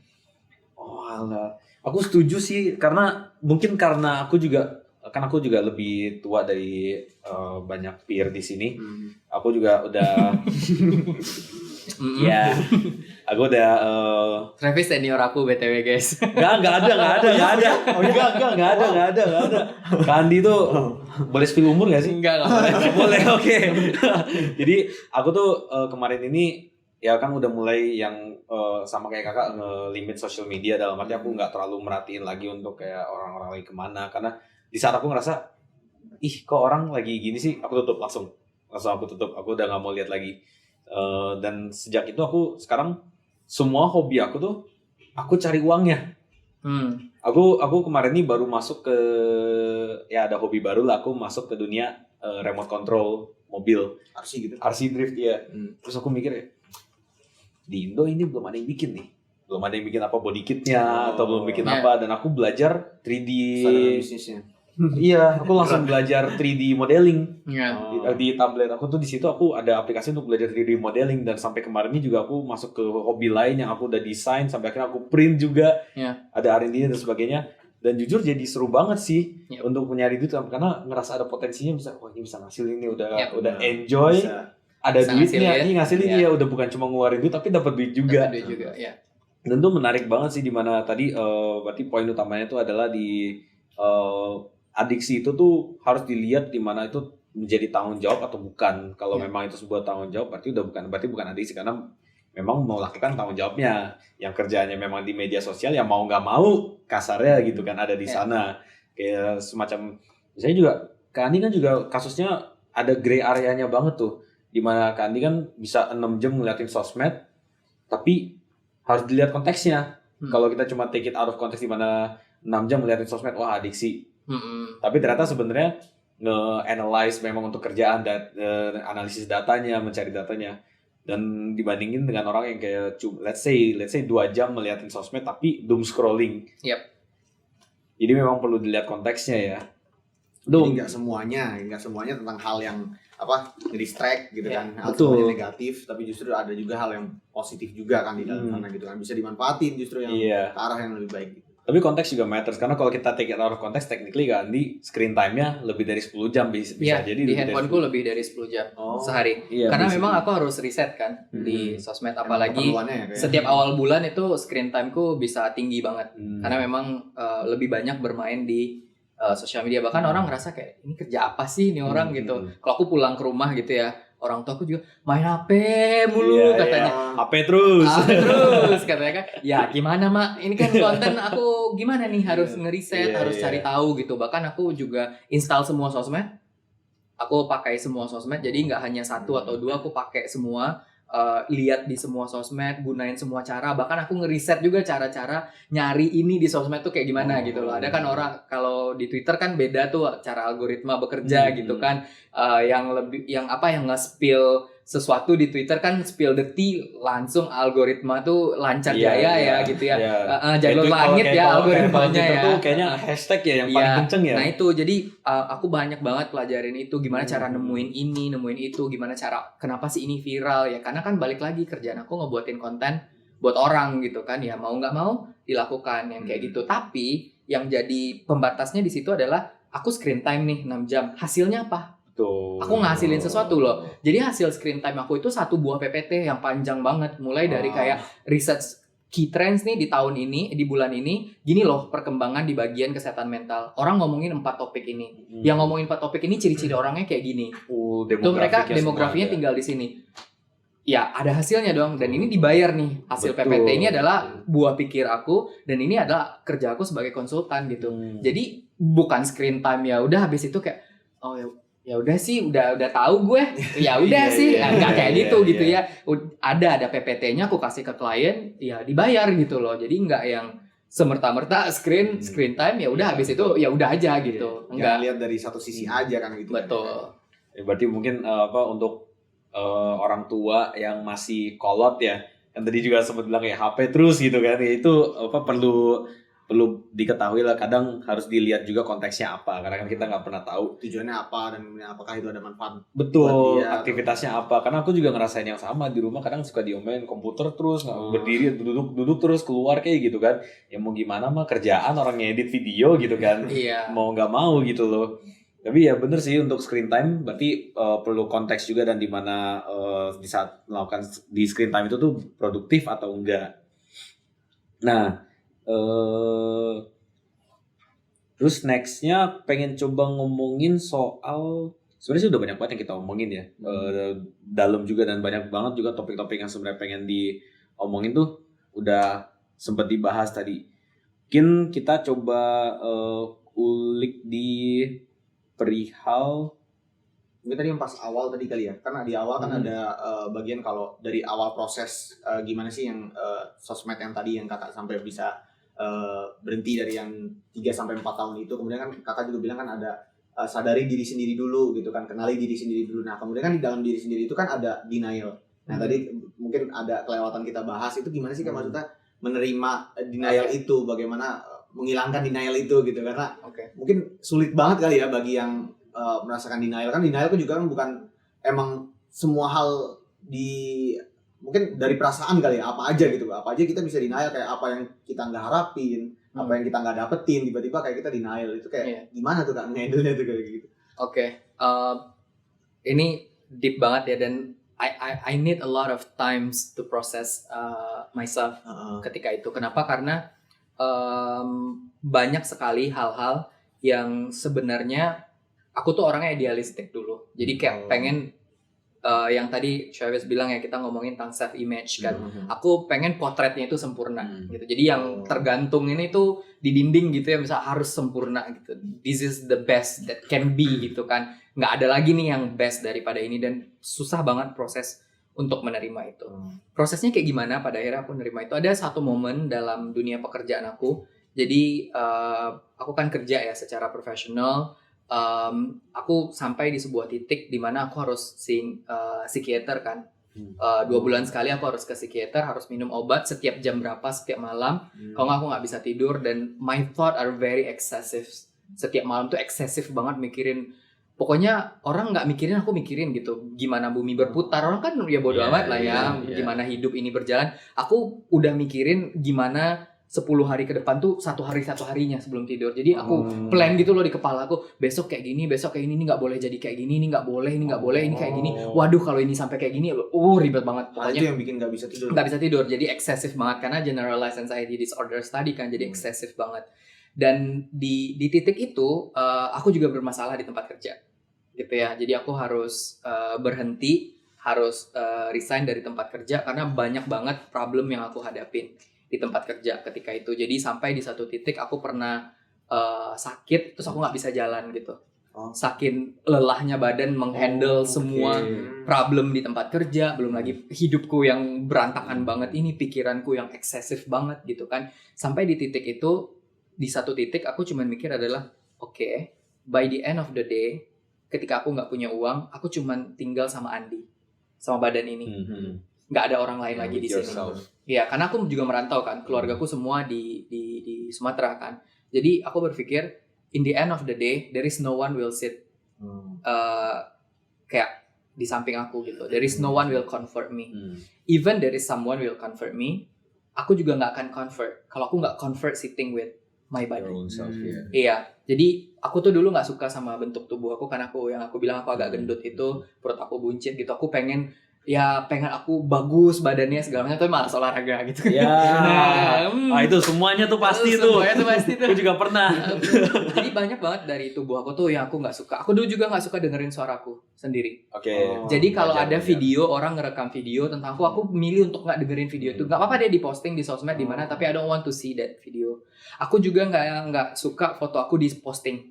Jadi makanya di Social Connect tuh nggak terlalu banyak foto aku awal-awal. Iya, Cari deh, betul. scroll ke bawah nggak ada foto aku. Mungkin sekarang ya ada gitu ya. Ketika aku udah merasa lebih baik dengan diriku, karena aku ngerasa kayak it's not the perfect picture I want to show to the world gitu. Tapi at that moment aku resign, aku nggak ada kerjaan, aku pergi ke Belitung. I leave Jakarta, I leave everything behind gitu kan. Aku berpikir waktu itu oke, kalau memang aku harus balik ke Padang, aku balik. Pokoknya aku waktu itu cuma berpikir air itu kemana ngalirnya. Aku akan hanyut di situ. Aku cuma tidur di atas air itu dan aku mau hanyut di situ. Let it flow. Ya, let it flow. Udah kayak gitu banget. Aku pergi ke Belitung. Sore hari aku main sama anak-anak, aku dijorok-jorokin ke laut sama anak-anaknya. Nih kalau denger udah gede sekarang nih lo suka jorokin gue. Ayo. Sering banget loh. Aku di pantai apa gitu ya, Batu Besar gitu kalau nggak salah. Aku kan sering ya sore-sore itu tidur di ban gitu, terus aku dijorokin, terus ban aku diambil, terus mereka tawa-tawa, terus dibalikin lagi aku dijorokin gitu. Tapi di dalam proses itu anak-anak tuh happy banget dan aku belajar banget satu hal dari mereka. Aku tanya ke mereka. Jadi aku seminggu tuh main sama mereka, terus aku tanya sama mereka, rumah kamu di mana gitu? Rumah kita jauh Kak dari sini. Pergi sini sama siapa? Kita jalan kaki. Dia jalan kaki 4 kilo, 5 kilo guys. Ke situ. Kenapa jalan kaki ke sini? Iya, orang tuanya kami anak yatim katanya. Aku langsung situ gitu kan. Gitu kan. Why don't know gitu kan. Langsung aku kayak tertusuk banget gitu. Terus aku bilang, "Makasih ya udah mau main sama aku" gitu. Terus aku bilang, "Aku kerja di Jakarta, tapi aku udah enggak ada kerja, aku udah resign." "Kenapa Kak? Bukannya kerja enak? Aku mau kerja loh Kak, aku enggak ada uang karena aku tinggal di panti," katanya. At that point in time, aku ngerasa kayak, oke, apa sih yang enggak aku bisa terima lagi dari hidup aku yang aku bilang nearly perfect. Kenapa? Karena aku bukan terlahir dari keluarga yang well connected, tapi aku bisa bekerja di tempat yang well established. Aku bisa ngomong bahasa Inggris. None of my family can speak English. None of my family punya gelar sarjana. Aku punya gelar sarjana. None of my family bisa keluar negeri. Aku udah keluar negeri berapa kali ke beberapa benua gratis, dibiayain. Apa sih yang kurang? Apalagi sih yang dicari? Jadi sampai di titik itu ya, titik terendah itu, sampai di titik itu dengar ceritanya mereka. Aku sit down beberapa kali di tengah malam dengan tubuhku, dengan badanku, dengan Andi gitu ya. Andi yang ngomong ini dan Andi yang menggerakkan tangan ini. Aku bilang kayak, apa sih yang kamu mau? Gitu. Apa sih yang kamu nggak merasa happy lagi dari apa yang udah kamu jalani dalam hidup ini? Nah di titik itulah aku menerima semuanya. Oh gendut, oke, nggak apa-apa. Kurangi makan ini, perbaiki. Oh hitam, nggak apa. Ini manis kok gitu ya kan. Oh pendek, oh nggak apa-apa. Ini beli sepatu harga tinggian. Pakai shoe lift juga bisa. Iya, pakai shoe lift juga bisa. Oh apa? Kurang pintar belajar. Bisa. Apalagi? Oh kurang menawan skincare ada banyak. Kita borong. Kita kerja lagi yuk, kita borong gitu. Apalagi? Belum ngelihat dunia luar, ayo kita berusaha lagi bikin project, bikin apa, kita keluar negeri, kita lihat dunia luar. Karena by the end of the day, aku hanya sit with Andi. No one will ever beside me. Even pasangan kita, one day they will die. No one you ever hold their hand until the end of the day. You're gonna hold your own hand. You're gonna hug your own body. Dan kalau kamu masih nggak nyaman, nggak seneng sama dia, what you gonna live for? Kamu hidup sama siapa? Jadi selama ini kamu hidup sama stranger dong. Karena lihat cermin kamu nggak bahagia, lihat foto kamu nggak bahagia, dengar suara kamu nggak seneng sama suara itu. Until that moment, akhirnya aku balik ke Jakarta, aku setting my life back, aku akhirnya dapat kerjaan di perusahaan Thailand waktu itu. Aku kerja 2-3 tahun di situ segala macam, dan aku really comfortable with myself. Jadi di kantor itu untuk pertama kalinya dalam seumur hidup aku nggak pernah ada masalah, nggak pernah ribut. Iya banyak masalah banyak, tapi aku nggak pernah merasa bahwa mereka attacking me. Aku nggak pernah merasa bahwa mereka nargetin gue nih. Kalau dulu kan cemasnya tuh tinggi banget ya. Sampai pada akhirnya one of the biggest things yang happens last year adalah aku berhenti berobat. Aku berhenti minum obat dan aku bisa tidur sekarang perfectly, soundly, nicely tanpa obat sama sekali. Kenapa? Karena aku comfortable with Andi. At I'm peace. comfortable with being myself gitu loh. Kalau orang bilang lu miskin, ya nggak apa-apa. Ya gue segini ekonominya. Kalau orang bilang lu pas-pasan pakaian lu kayak gitu, ya udah. Kalau lu merasa lu lebih, ya udah. Ya udah emang Yeah, good for you. good for you man. Terima aja. Thanks. I'm okay gitu. Yeah. Kalau dia bilang kayak apaan sih nggak jelas social connect, ya udah, it's not Yeah, for you. yeah, For betul. kayak 3 million people seeing my campaign, you're not part of it. Yeah. Dan I'm not insist kalau lo harus menyukai gue gitu. Dan that's why pada akhirnya aku nggak bilang aku limit my screen time, no. Aku cuma bilang kayak outside of my life, other lives is not part of my life. Jadi ketika lu part of my life, ya aku integrated itu ya, aku cek kamu selalu gitu, aku chat sebulan sekali, meet up yuk ketemu, gue kebetulan Rabu ini ke Bandung gitu, jalan yuk gitu. I spend my time, I spend my money for that person. Kenapa? Karena aku merasa dia part of my life. Kalau dia udah nggak part of my life, ya kenapa aku harus watching your life? Betul. Who am I? Kenapa aku harus spend hours and hours and hours thinking kayak, aduh dia enak banget hidupnya. Why don't I spend my time with myself kayak, gimana ya cara Andi ini bisa hidup enak? Karena dia udah berjuang kan dari kecil, melawan kerasnya hidup, pergi kuliah ke Jawa, harus bekerja di corporate di Jakarta, nggak tahu berbahasa Inggris, harus belajar bahasa Inggris sendiri, pergi ke luar negeri, dan hal yang paling lucu adalah aku nggak tahu stem itu di mana. Terus semua itu aku nggak tahu. Jadi aku pergi seorang diri dan aku nggak dijemput, nggak ada yang nemenin. I ask questions to people. I ask. Dan itu yang ngebantu aku jadi Andi yang hari ini gitu. Maksudnya kayak ya nggak apa-apa, YOLO aja, pergi aja gitu, nggak apa-apa. Just go there. Bahkan my mom crying on the phone ketika aku mau pergi ke Australia waktu itu. Terus my mom crying half an hour on the phone. Terus aku bilang, Mom, it's fine. It's Australia. It's just kayak 8 hours. I've been in UK. I've been in so many countries. It's fine gitu kan. I can survive this. It's fine, maybe the spiders are big, Yeah. but apa-apa gede gitu, cuma kayak it's fine. Terus my mom tuh kayak mikirin kayak orang yang naik pesawat tuh bakal kau jatuh mati gitu.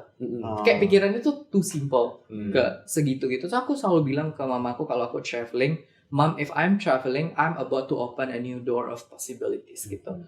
No one in our family ever been there. I will be the one who will be take my step over there. No one will ever be. Aku bakal jadi orang pertama untuk kalian gitu. No one will ever show someone punya foto in the heart of London gitu kan. I have one. No one will ever have a photo kayak naik a business class. I have one gitu. Jadi maksudku just for my mom, not for the world gitu. Jadi menurut aku kayak being comfortable with yourself itu set kamu 100% lebih percaya diri, dan kamu nggak perlu compete with nobody. Aku nggak pernah merasa aku compete with someone. Pernah ya aku ditanyain, oh berarti kalau Social Connect nggak sukses, project yang ini ngalahin Social Connect ya? So, I'm not competing with anyone. I'm doing it in my own time, in my own Your pace. own pace, Iya, dan dia orang selalu bilang, komunitas ini udah bikin festival, Social Connect kapan bikin festivalnya mas? Kok masa kalah sama komunitas saya? Sorry, that's not my area. Kalau orang, this not what I'm interested about. Kalau kalian interested ngadain festival, it's good for you. Wih, ini generate audience lo gila-gilaan lo seluruh Indonesia lo. Ya nggak apa-apa, it's okay. I'm not interested. I'm so sorry about that. Kita nggak satu itu aja, nggak satu halaman aja udah. Ada satu quote yang aku selalu terapin di kehidupan aku juga, yang mungkin balik lagi ke self acceptance ya, dimana life is not a race, it's a marathon. Yep. Pada akhirnya siapapun yang nyampe finish itu menang, gak peduli yang pertama atau yang terakhir, yang pedulin siapapun gitu ya. siapapun yang penting reach finish pasti dapat medali. Mampu bertahan aja dulu. Iya, bertahan, no ya. one is special. Lu mau dari kamu mau jadi yang pertama kali ke finish sama yang terakhir medalinya sama. Yes. Itu maraton, jadi ya bener-bener Dan jujur. aku rasa anak mahasiswa tuh masih jauh ya dari memfigure it out itu. Kenapa? Karena ada Papa Mama Foundation ya yang kita kenal selama ini ya, yang eksis di dunia ini ya, yayasan Papa Mama gitu kan. Semua bisa minta Papa Mama. Tapi in my case, 2018 my father passed away gitu kan. Dan aku harus menanggung kebutuhan keluarga dong, karena mamaku ibu rumah tangga gitu kan. Dan apakah aku malu gitu ya? Enggak lah, aku very very proud to give to my mom. Bahkan aku selalu bilang, Andi kerja begitu keras sampai ambil banyak proyek keluar negeri gini gitu, tidur jam itu buat siapa? Ya buat keluarga gue lah. Buat orang yang paling important lah. Iya. paling important is my body. Aku beli all the vitamins I need, all the nutrition I need, all the high grade food I need gitu ya. Aku habisin uangku ke situ. Second buat siapa ya? My mom, my family, my brothers, my nephew yang aku ceritain gitu kan ke kalian tadi di belakang layar gitu kan. Ya aku beliin buat mereka. Next buat siapa ya? Orang-orang yang ada yang aku bilang itu in my screen time. Aku bilang my screen time itu ya orang-orang yang ada di screen aku. Yang aku tontonin mereka terus gitu. Ya sahabat aku, orang yang ngebantu aku, orang yang dekat sama aku. Yang lain gimana gitu. Ya business partner penting nggak? Ya penting ya kalau memang dia my core business partner ya kita build a relationship with them gitu. Tapi my life just around itu. Aku udah stop chasing the world gitu. Karena nggak akan ada hari kalau kita udah chasing everything, nggak ada hari buat chasing something. Karena balik lagi, kalau target kita semuanya, you has no target. Orang kan bilang kan, target kamu apa? Ya aku targetin banyak hal sih kak. Oh, you have no target. Betul. You will never hit anything in life. Will never hit anything. That's why ketika orang nanya, Social Connect ini mau dibawa kemana sih? Ya lihatlah tahun depan kita bisa apa. Aku nggak ada yang terlalu obsesif. Nggak mau masuk TV, Mas Andi. Nggak juga sih, biasa aja. Orang yang founder sebelah udah masuk TV, lebih terkenal dari Mas baru 2 tahun bangun. Ya nggak apa-apa. Emang kenapa? Emang harus aku lebih pintar dari dia? Dia kan lulusan luar negeri, Mas. Ya udah, emang kenapa? Emang harus aku lulusan luar negeri? Aku lagi nggak pengen kok untuk jadi seperti dia. Kenapa kamu harus kenapa lu gitu heboh banget gitu? Betul. Harus ngebuat gue harus jadi lu seperti peduli banget sih gitu. Lu peduli banget gitu. Gua aja enggak gitu kan. Nah mungkin aku orang itu dulu, Travis. Oh. You know, kita orang itu dulu. Kita bareng-bareng orang itu dulu. Kita bukan Andi dulu. Kita bareng-bareng orang itu dulu. Sibuk banget ngurusin hidup orang lain. Sehingga kita, we don't have time for our own self. Sehingga pas umur 30 nyadar, kok aku gak ada skill ya? Kok aku kalau pindah kerja, gini-gini aja ya? Gak naik ya? Gak jadi manajer ya? Kok gak ada ya aku bisnis partner ya? Kok aku bangun bisnis kok gagal terus ya? 30 years you spend for nothing. You spend for kayak carrying someone else luggage. Aku bahkan udah nggak bawa lagi tuh kopernya sama aku, bagasinya. Kamu sibuk tuh bawain. Gimana nih? Kok Social Connect belum sukses? Gimana nih kok belum masuk TV? Lah kan kamu tuh yang bawain beban-beban aku ya. Keep carrying. If you love it, just keep yourself. Whatever floats your boat. Iya, whatever. Ya lama-lama sinking nggak kalau kamu carrying everybody else di sana? Tapi kalau kamu carrying your own self, kamu bisa nggak bawa lentera di situ kalau gelap malam kamu ada lilin sendiri. Kalau kamu bisa nggak bawa aromaterapi gitu ya di boat kamu gitu kan? Karena kan kamu nggak bawa itu beban-beban orang lain, right? You can do whatever you want. You can do whatever you want. Kamu bisa nggak bawa blanket yang lebih tebal buat diri kamu? Kenapa? Karena you have a lot of space. And the good news is the space is for you. The other good news is you are the one who set the space. Right. Dan maybe hari ini kita semua adalah orang itu. Yang bilang ke aku itu, Andi kok belum masuk TV? Andi kok belum ngadain festival Social Connect? Andi kok belum kayak gini Social Connect, nggak roadshow keluar kota? Andi kok? Ya nggak apa-apa.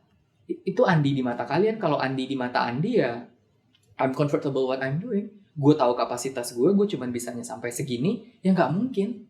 Unless gue anaknya siapa gitu ya, bisa suruh A, B, C, D. I'm doing it all my own. I'm doing it voluntarily bahkan. Despite aku juga kerja full time.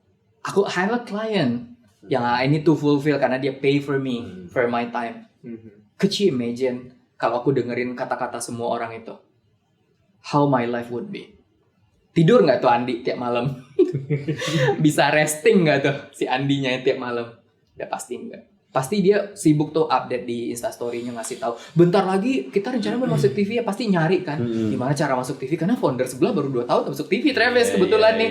Pressure dong, masa gue udah 6 tahun nih nggak masuk TV. Sebelah udah ada koran yang liput, sebelah kemarin baru ketemu Prabowo nih. Andi kok belum? Buat aku it's not in my timeline. It's okay kalau it's melintas di timeline aku ya I'm gonna go with it. Kalau enggak ya udah gitu. Ya udah enggak apa-apa. I'm comfortable with being Andy. Oh itu evaluate enggak. I'm successful. Sorry. Ya memang, tapi memang sih sukses itu kan tergantung dari masing-masing. Betul. Ya. Dan juga tadi sempat ngomongin soal komentar orang dan juga you're okay with people saying whatever. Kalau kita ngerespon tuh justru malah showing weakness. dan showing kalau itu tuh bagian dari anxiety kita kan. Iya. Dan itu yang harus justru kita ya self acceptance, knowing your value, di mana nggak bakal terusik dengan komentar orang lain, komentar netizen. Jujur speechless sih. Iya. Oke. Karena Karena aku lebih tua. mungkin betul. Udah melewati yang Iya, betul. jauh dari yang sebelum. Udah banyak banget yang dirasain dari Kak Andi sendiri ya. Kita lebih banyak bisa mendengarkan dan belajar lah, apalagi untuk banyak penonton. pengalaman.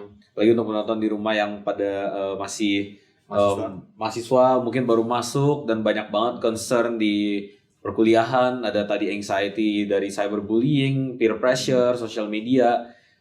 Mungkin bisa dibilang sebenarnya kalau aku coba simpulin ya Kak, dari pemahaman aku juga dan juga dari pengalaman sendiri, semua masalahnya tuh sulit banget ya untuk kita perbaikin, untuk kita solve.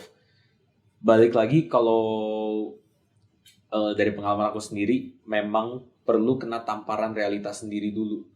Kayak tadi contohnya kalau dari aku adalah dimana aku ngerasa sadar dimana ternyata aku tuh sama sekali nggak nge-progress dalam hidup. Dimana aku kuliahnya tuh extend dan juga malah kerasa sendiri dimana kuliahnya lama, sekarang tuh udah pengennya kerja, malah kerasanya kuliah tuh ngeganggu. Sekarang tuh aku tuh udah nggak mau kuliah, sebenarnya udah capek, pengennya tuh nyari duit aja gitu kan, cuma ya sebagai bentuk pertanggungjawaban kepada yang ngebayarin kuliah. Dan itu udah menjadi mindset di mana aku udah nerima diri aku tuh seperti apa, di mana aku aku sempat salah di dulu kuliah kayak gimana. Dan juga dari Kak Andi pun juga sama, di mana Kak Andi ngerasa felt like a failure, ada banyak banget yang Kak Andi nggak suka dari Kak Andi sendiri, dan sampai akhirnya harus digital detox dan finding your own true self dengan secluding diri sendiri dari peradaban bahkan bisa dibilang. Iya, sumpah. Dan dari situ yang ngelihat perspektif basically the other side of the coin, di mana kayak di atasnya itu ada perkotaan dan kehidupan perkotaan, dan Kak Andi ke pedesaan dan ketemu di mana orang-orang panti itu they don't have everything that you have. Yep. Dan itu menjadi ya itu yang tadi aku bilang, tamparan realitanya. Karena kayaknya untuk orang-orang yang lagi merasakan itu tuh sulit banget untuk disadarkan. Yep. Hanya dengan kata-kata itu pasti nggak bisa, bahkan dikasih lihat contohnya pun juga nggak bisa. Benar-benar apakah let's say dengan conclusion seperti ini, Kak Andi bisa menyetujui kalau mungkin bisa di-guide, tapi pada akhirnya butuh tamparan realita yang sesungguhnya gitu loh, yang benar-benar harus ngalamin sendiri lowestnya dulu. Ya nggak sih Kak? Sebenarnya ada kemungkinan ya kalau mereka bisa menyadari earlier symptom-symptoms yang mereka punya tadi, yang kita obrolin dari tadi ya. Kayak contohnya terlalu banyak spend time tapi nggak ada hasilnya. Karena gitu emang to be fair, Iya. kalau dibandingin tamparan realitanya aku nggak seberat Kak Andi. Karena mungkin aku bertahun ya, jadi kayak tetap denial Iya, gitu. Nih tampar beneran. Terus gitu juga ya. karena memang Kak Andi itu treating the wound but not the symptom. Iya. Nah, jadi kalau emang tahu di symptomsnya dari awal gitu ya, berarti bisa punya key realization lah seenggaknya. Bisa tahu lah, seenggaknya gambar ini tuh nggak perfect gitu loh. Jadi ketika tahu gambar itu nggak perfect ya, it's just about you sekarang gitu. Mau take the time untuk realize atau you need more time untuk nge-hanging over there. Ngebiarin aja di situ, tergantung gitu. Ya tinggal dua itu aja. Tapi masalahnya hanging itu lebih baik kan daripada take a change gitu. Betul. Karena kan kita selalu resist of change gitu kan. Apalagi hal yang paling aku selalu pelajarin dari pindah-pindah kota. Aku hidup pindah-pindah kota 2 tahun ini. Itu susah banget. Padahal aku udah gede ya. Dan udah bisa berbahasa Indonesia yang baik dan benar gitu kan. Maksudnya udah ngerti lah budaya di Jawa. Tapi susah banget ternyata menyesuaikan diri untuk tidur di kamar yang baru, di apartemen yang baru, di kontrakan yang baru, adaptasi tempat tidur. Tapi satu hal yang aku pelajari dengan itu, uncomfort, itu ngeset kamu apart daripada orang-orang lain. Kenapa? Karena dalam hidup, kamu itu akan dihadapkan sama banyak banget uncomfortableness. Kalau sekarang kamu nggak ambil, berarti nanti kamu nggak akan siap. Sekarang misalnya kamu nggak mau nih reveal the truth, kamu udah tahu kamu punya symptoms, kamunya males apa, pokoknya udah pasti kita tahu lah. Nggak ada orang-orang di rumah nih, audiens kita yang dengar hari ini nggak ada yang nggak tahu, aku rasa tentang dirinya. Pasti dia tahu. Tapi cuman it take a time aja untuk nge-realize itu, untuk menyadari itu gitu.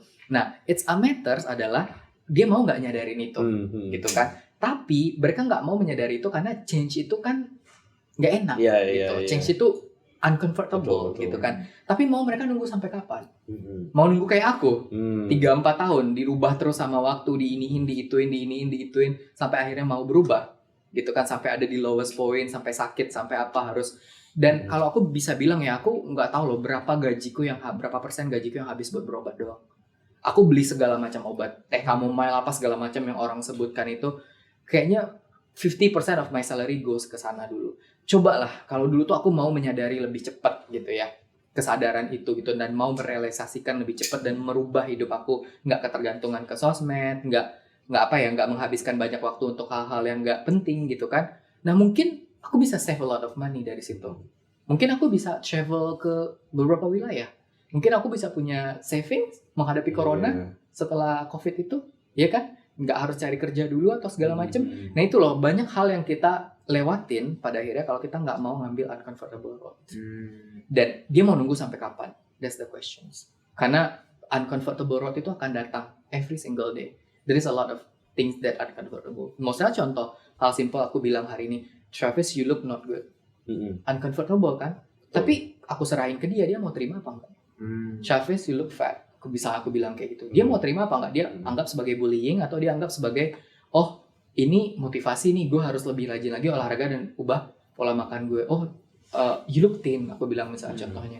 Ya, itu key realization aja. Kamu tahu kamu tuh gendut sebenarnya, tapi pas diomongin orang heboh di sosmed, berasa dibully gitu. Iya, bener-bener sensian banget. Sensian banget gitu. Tapi nggak salah juga. Orang memang salah juga sih neriakin kamu di sosmed kayak gitu. Harusnya perorangan gitu. Aku sering kok kasih feedback ke teman aku dan aku bilang maaf ya, gue harus ngomongin ini. Tapi I feel lo udah beratnya udah lebih gitu. Gue takut lo nanti dapat penyakit kalau lo lebih berat lagi dari ini gitu.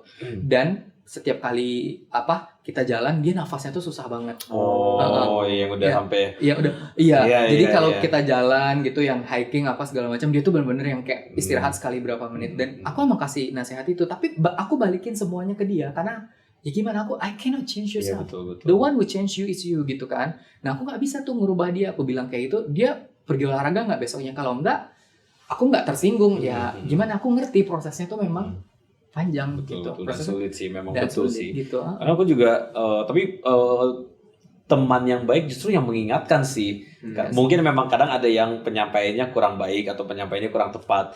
Kayak contohnya aku sendiri pun punya teman, tadi sempat ngomong aku punya teman yang berada lah, ya kan. Dia tuh memang dia tuh tipe orang yang sangat logis. Jadi dia tuh nggak pernah punya masalah yang kayak kita tadi omongin, karena itu kan memang lebih ke emotion ya, dimana kita couldn't make peace with ourselves. Jadi tapi temanku ini dia logis banget. Jadi dia nggak pernah punya masalah seperti itu. Dia jadinya kalau dia ngerasa dia ada masalah, langsung dilakukan solusinya. Makanya dia badannya fit, makannya teratur dan sebagainya gitu kan. Tiap kali kalau ketemu sama aku dia selalu bilang, "Kok lu gendutan sih?" Dia selalu bilang gitu. Memang penyampaiannya agak terlalu frontal, tapi memang tujuannya baik untuk mengingatkan dan dia pun juga memberikan feedback gitu loh, bukan yang hanya ada orang yang komentar doang tapi dirinya sendiri nggak bisa membuktikan. Dan dia tuh bisa membuktikan karena memang badan dia fit. Dan di saat aku pun udah mulai belajar workout, aku nanya ke dia pun ngasih aku feedback, mendingan kayak gini, coba weight training dan sebagainya, itu lebih efisien, gerakannya lebih efisien dan sebagainya. Jadi kayaknya kalau menurut aku lingkungan juga penting sih ya. Penting banget. Di saat punya kita tuh harus agak sulit untuk diterima, tapi justru teman-teman yang suka ngatain itu kadang lebih baik untuk dipegang daripada yang cuma terima asal jadi aja, karena justru mereka yang nggak peduli. Tapi kalau punya temen yang suka ngingetin dan kasarnya mungkin kalau di lingkungan anak muda kan suka ngatain, justru mereka peduli biasanya. Yep. Circle tuh nentuin banget ya. Kalau menurut aku, Benar. apalagi ngomongin kesehatan mental, social media and everything.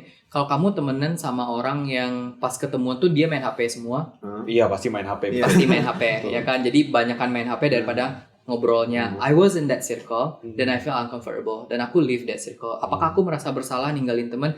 Enggak. Kenapa enggak? Ya karena I don't want to be that person gitu loh. Dan terus kenapa sih aku harus merasa bersalah atas orang lain gitu kan? Betul. Kita harus stop loh di Indonesia ini merasa bersalah kalau ninggalin orang.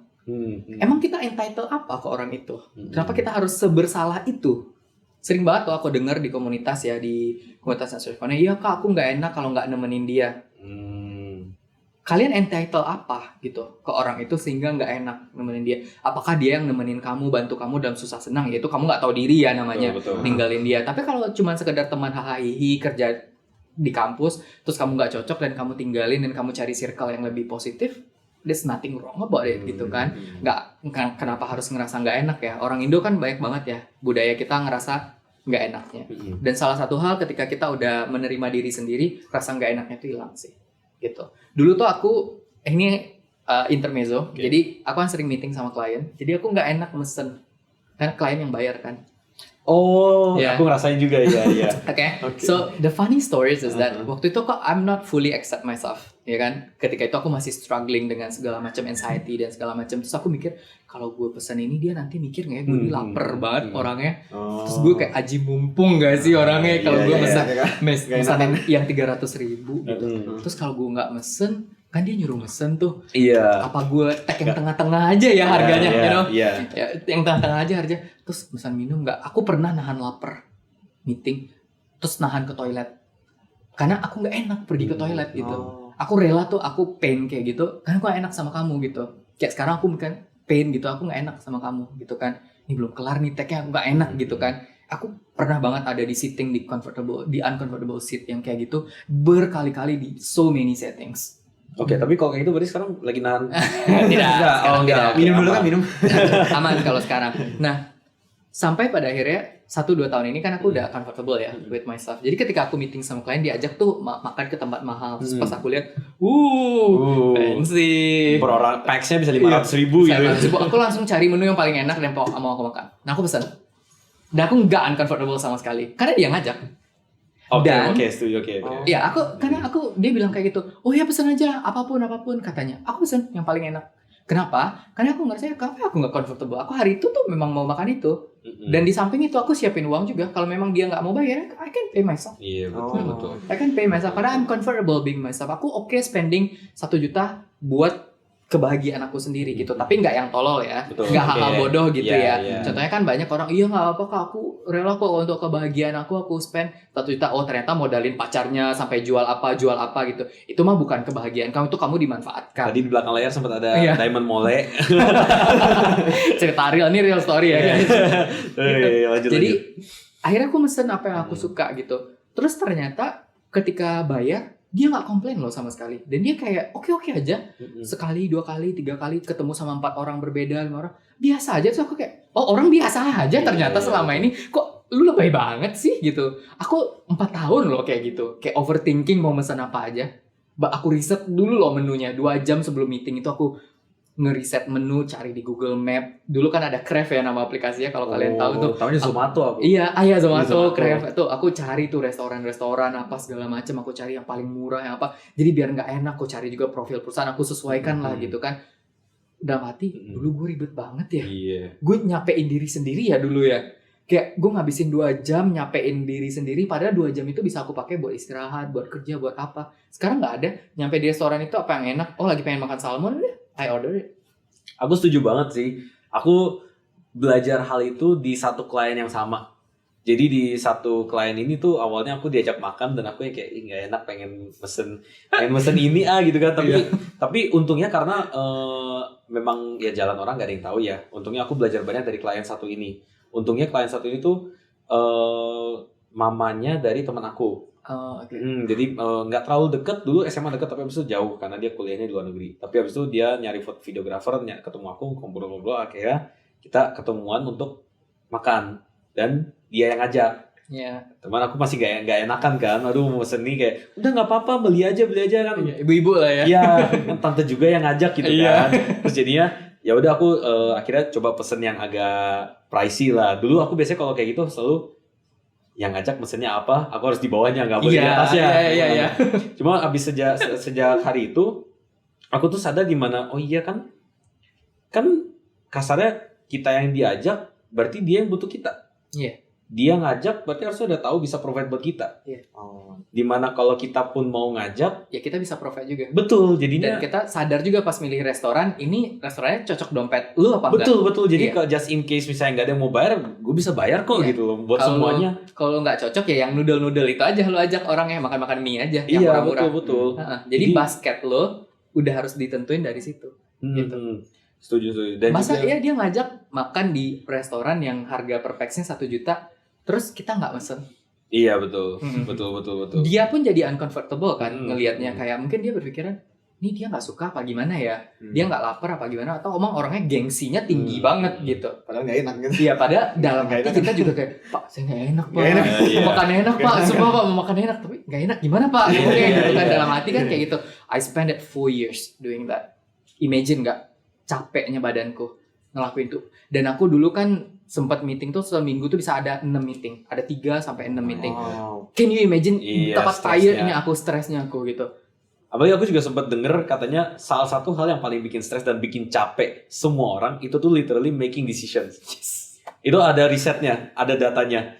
Dan mungkin agak cocok di sini karena aku suka belajar begituan juga, suka baca-baca. Jadi memang sesimpel kalian mau buka pintu pakai tangan kiri atau tangan kanan, it affects your whole day. Iya. Karena kita tuh generally dalam satu hari tuh kita only make sekitar belasan decisions. Selebihnya dari itu kita bisa capek. Jadi literally hal-hal kecil tuh jangan dipikirin. Karena Muak. bisa iya, Muak. apalagi kalau udah dipikirin sampai kayak possible outcomes, itu berarti kan yang tadinya cuma A atau B jadi A, B, C, D, E, F, G, H, I, J, K. Itu pasti di posisi kayak itu mikirnya banyak banget. Iya. Di antara udah dari A, mesen yang lebih murah, mesennya yang mana nih? Udah mau mesen ini, ngomongnya apa nih? Kalau mesen ini, ngomongnya apa? Terus Mesen yang lebih kadang mahal mikir deh, juga. ngomongnya apa? Kadang ngomong, ini enak nggak ya? Gue suka nggak ya? Iya, Ini betul. rasanya rasa apa sih? Iya, Gue nggak iya. tahu nih menu apa. Iya. Apalagi yang pemalu Iya. ya. Kalau nanya menu di sini diketawain nggak ya? Betul, gitu. betul. Dulu aku kayak gitu Betul, Pak. betul. Jadi aku pernah mesen suatu minuman, nggak tahu namanya apa. Terus kayak kalau mau nanya kayak nggak mungkin kan? Kan classy nih. Betul. You know? Takut malu, Iya, gengsi. you need to put a picture kan Iya, out iya, there, harus iya. bagus gitu. Pretending aku pesan ini pesannya. Iya. Pas aku minum pahit banget. Sampai Apa ini? apa ini? Aku mencret sampai di rumah, nggak tahu ya Oh itu aku my minum God. apa gitu Iya, kan, iya. kayaknya herbal gitu. Ah. Aku nggak tahu pahit tapi aku habisin juga, nggak enak itu. Aku menyesal banget sih. Tapi sekarang kalau aku ke restoran dan aku nggak tahu nih restorannya apa, aku bilang loh sama kliennya, oh iya saya belum pernah loh Pak makan di Iya, sini. iya. Sini menunya yang enak apa ya Pak? Betul. Aku langsung kayak gitu. Iya. Terus aku bilang, oh kalau ini tuh, ini emang apa ya Pak kalau yang kayak gini? Terus bapaknya tuh merasa lebih di atas aku. Jadinya dia kayak, oh Mas Andi, gini Iya, Mas, betul, ini betul. Mas. Saya udah 2 kali nih Mas, ini Mas yang enak di sini. Ini Iya, kalau iya. makan, kalau pilih salmon tuh yang kayak gini nih Mas. Jadi dia tuh ngerasa kayak, gua ajarin leh, lu Iya, sini betul, gitu. betul. Gue gurunya nih gitu. Iya. Kadang orang ada sign of pride loh, Betul, ngajarin betul. seseorang. Aha. Dan aku ada sign of pride ketika aku di teach sama seseorang. Sekarang aku enjoy banget proses itu. Dulu, I'm ashamed of it. Aku malu. That's why, could you imagine hal simple makanan aja aku malu. Milih Grab aku juga kayak gitu di kantor. Kalau naik Grab mobil, Oh, gengsi dia. iya, ampun. naik Grab mobil 70.000. Apa ya kata orang kantor, gue PP seharian naik Grab mobil, sedangkan staff lain tuh naik motor. Kalau gue naik Grab motor, nanti gue kucel nyampe di situ, meetingnya masih bos. Iya. Belum lagi gue makan. Travis, can you imagine everything in my brain Iya, ketika decision itu making. Wah, decision itu. makingnya. Wah, capek banget. Makanya aku pulang di rumah itu udah. Iya, pasti. Tapi habis itu kalau mau tidur badanku udah capek banget kan, udah yang kayak nggak kuat mau ngapa-ngapain lagi, bahkan buat mandi aja tuh udah males banget. Habis itu otakku mulai tuh mikir, seminggu ke depan ngapain ya? Wah, Hmm. nggak berhenti jadi Nggak mikir. berhenti. Betul. That's why Betul. tanpa obat itu Ah. I will never be able to get a sleep. Itu tuh dulu pas SMA, aku tuh mirip kayak gitu. Aku sering banget pulang dari sekolah, itu cuma bisa nangis di depan pintu doang. Depan pintu kamar.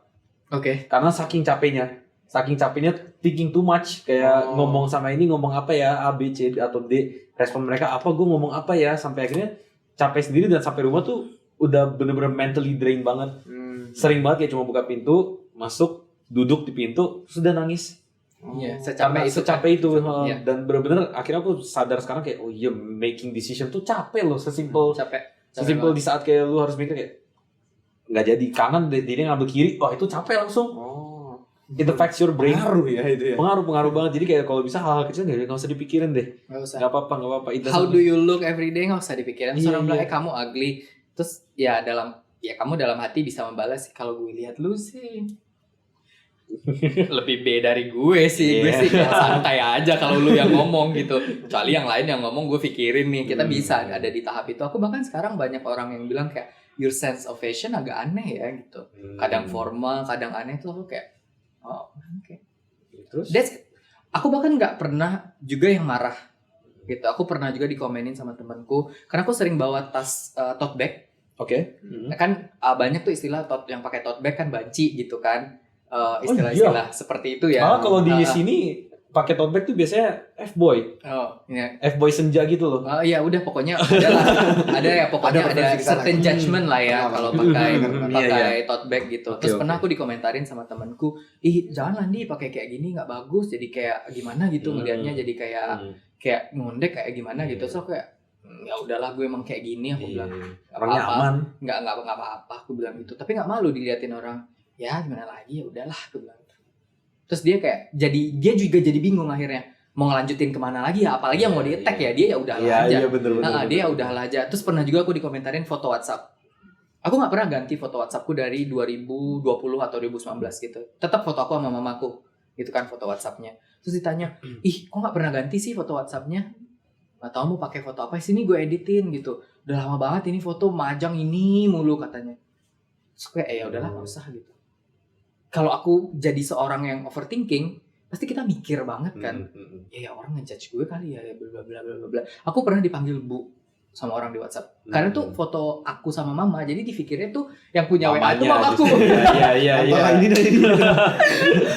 Jadi aku pernah mau ngebenerin listrik di apartemen. Terus aku bilang, Pak bisa datang jam 3? Oke Bu, bisa Bu, katanya. I'm not correcting him at all. Karena aku sadar aku pakai fotoku sama mama. Terus bilang, oke Pak, makasih ya Pak. Oke Bu, siap Bu, katanya. Nanti Ibu tunggu di ini ya Bu. Oke Pak. Terus pas orangnya ketemu sama aku, lantai ini ya katanya. Iya Pak, yang lantai ini. Oh tadi ibunya yang ngechat. Iya Pak, tadi mama saya yang ngechat. Udah, aku comfortable aja dengan itu. Enggak pernah aku lurusin sama dia. Jadi sampai hari ini dia taunya mamaku itu yang ngechat. Jadi dan aku nggak ada masalah gitu, nggak ngerasa kayak Pak, Mbak Bu laki Pak, Mas gitu, nggak ada, aku nggak ada yang kayak itu. Ya buat apa juga sih? Buat apa juga gitu, iya. Terus nama aku di ojek gitu ya, di aplikasi ojek kan nama aku di DI doang, di. Oke. Sering dipanggil Mbak di sebelah mana Mbak? Katanya sebelah sini Pak. Oke Mbak, tunggu ya Mbak, katanya oke gitu. Terus pas masuk, yang ini ya atas nama Mbak Dia, iya dia bilang. Oh ini masnya apanya gitu, kakaknya, iya saya kakaknya. Kalau dia bilang kakak iya, kalau bilang adiknya Mbak Dia, iya. Iyain aja. Iyain aja udah. Toh juga ketemu cuma itu doang. Saat itu why you put so much effort kayak Pak? Di itu maksudnya Andi Pak, laki-laki Pak, Mas Mbak saya laki Pak, nggak ada, aku nggak ada kayak gitu, nggak. Udah, makasih ya Mas katanya, udah kayak gitu udah. That's it. Seindah itu nggak sih hidup pada akhirnya? Betul sebenarnya nggak usah dibawa ribet. Toh maksudnya itu kan orang-orang yang sebenarnya ketemu cuma sekali aja ya. Kalaupun misalnya ketemu kedua kali ya udah, tapi nggak yang tiap hari ketemu beda identitas gitu kan. Jadi kayak nggak it doesn't really matter. Perspektif orang. Ya memang orang tuh yang ini kita kalau ngomongin netizen di sosial media ya, netizen tuh they have no meaning in their life to the point that they create meaning from other people's life. Yang makanya yang sebenarnya bahkan orang yang punya hidupnya aja nggak peduli gitu kan. Jadi itu sebenarnya untuk dari netizen tuh jangan didengerin lah, apalagi haters termasuk netizen sih. Untuk kayak di kampus ada yang cyberbullying, at a certain point mungkin harus take action, tapi most of the time just don't think about it lah, nggak usah dipikirin banget ya kayak. Yep. Terus ada hal yang ini lucu nih, ini fenomenanya aku ngerasain sendiri, banyak banget orang di komunitas ngerasain.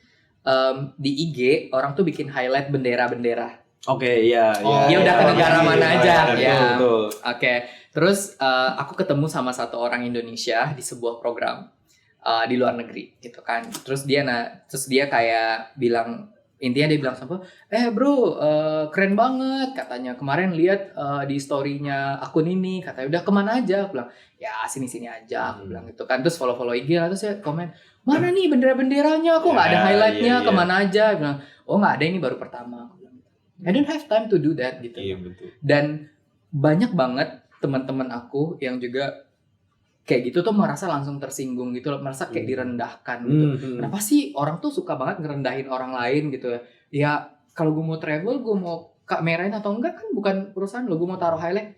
Ya udah sih, ngapain harus berantem sih? Iya. Emang lo ada banget waktu buat berantem gitu kan? Dan ketika ditanya kenapa sih nggak di-put nih semuanya di story, kan biar orang tahu, biar nggak disangka bohong. Ya kalau disangka bohong juga nggak apa-apa sih.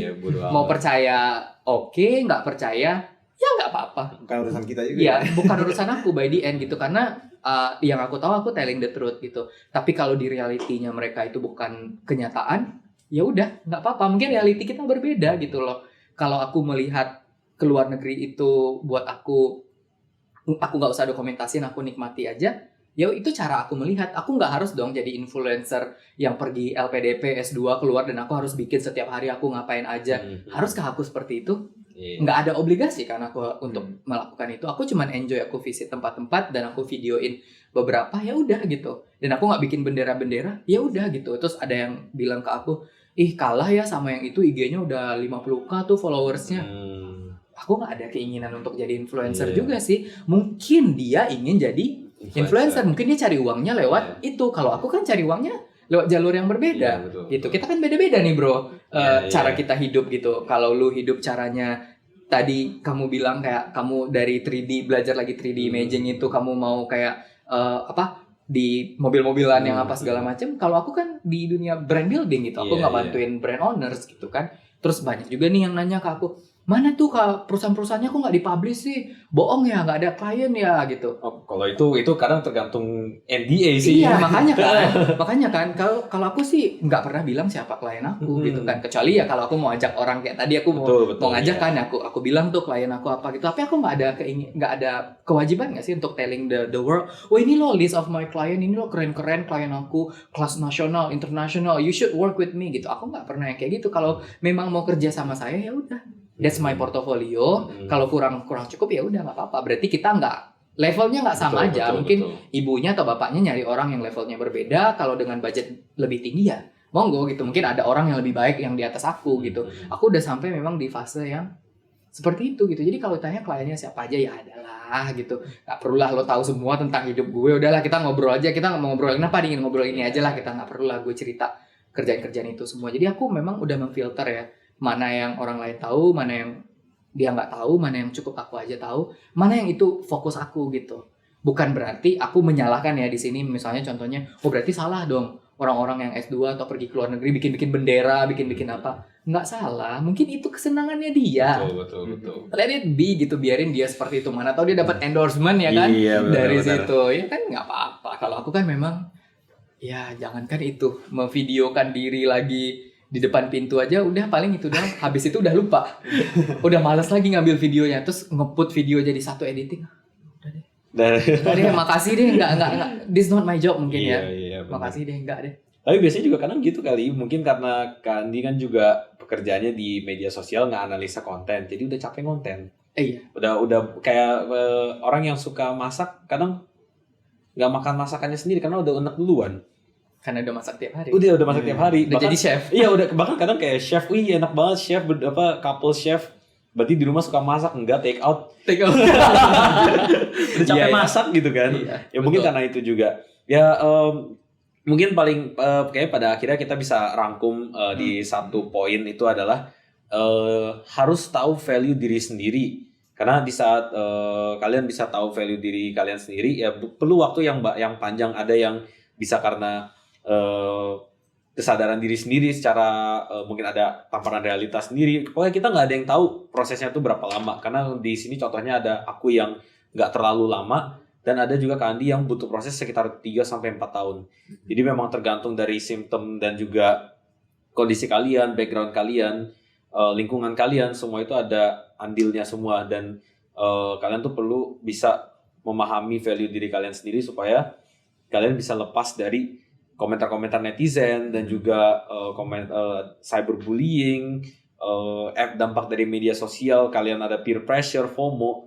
Dari situ kalian bisa menelaah sendiri juga di mana diri kalian itu layak nggak sih untuk berpikir seperti itu. Karena most of the time sebenarnya nggak sepenting itu kok. Nggak penting untuk ngurusin hidup orang lain atau membandingkan hidup sendiri dengan hidup orang lain, karena akan jauh lebih tenang. betul. Dan hidup akan jauh lebih tenang kalau misalkan kita bisa terima dan bisa sadar kalau itu semua bukan urusan kita, dan Betul, kemudian juga betul. bisa mendengar mungkin kritik, mungkin nggak apa-apa kali ya Kak, kalau cuma kritik, saran itu kita dengar dari itu kan, aja. Ambil positifnya aja. Karena juga pada akhirnya yang kita lihat di media sosial itu nggak semuanya tuh indah.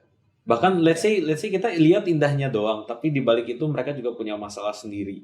Karena manusia itu hidupnya kompleks banget. Semua yang kalian alamin itu orang lain pasti alamin juga dalam bentuk yang berbeda. Kita semua punya kesulitan masing-masing dan kita semua punya kebahagiaan masing-masing juga. Jadi intinya fokus dengan diri sendiri. Kalau bisa jangan terlalu peduliin orang lain, kecuali orang-orang yang memang peduli sama kalian. Jadi mungkin untuk podcast kali ini bisa dirangkum seperti itu. Ada kata-kata terakhir dari Kak Andi mungkin untuk nonton Social Connect? Oke, buat teman-teman yang ada di rumah, ingat banget ya bahwa tidak ada perfect picture dalam hidup ini. Jadi everybody wearing makeups.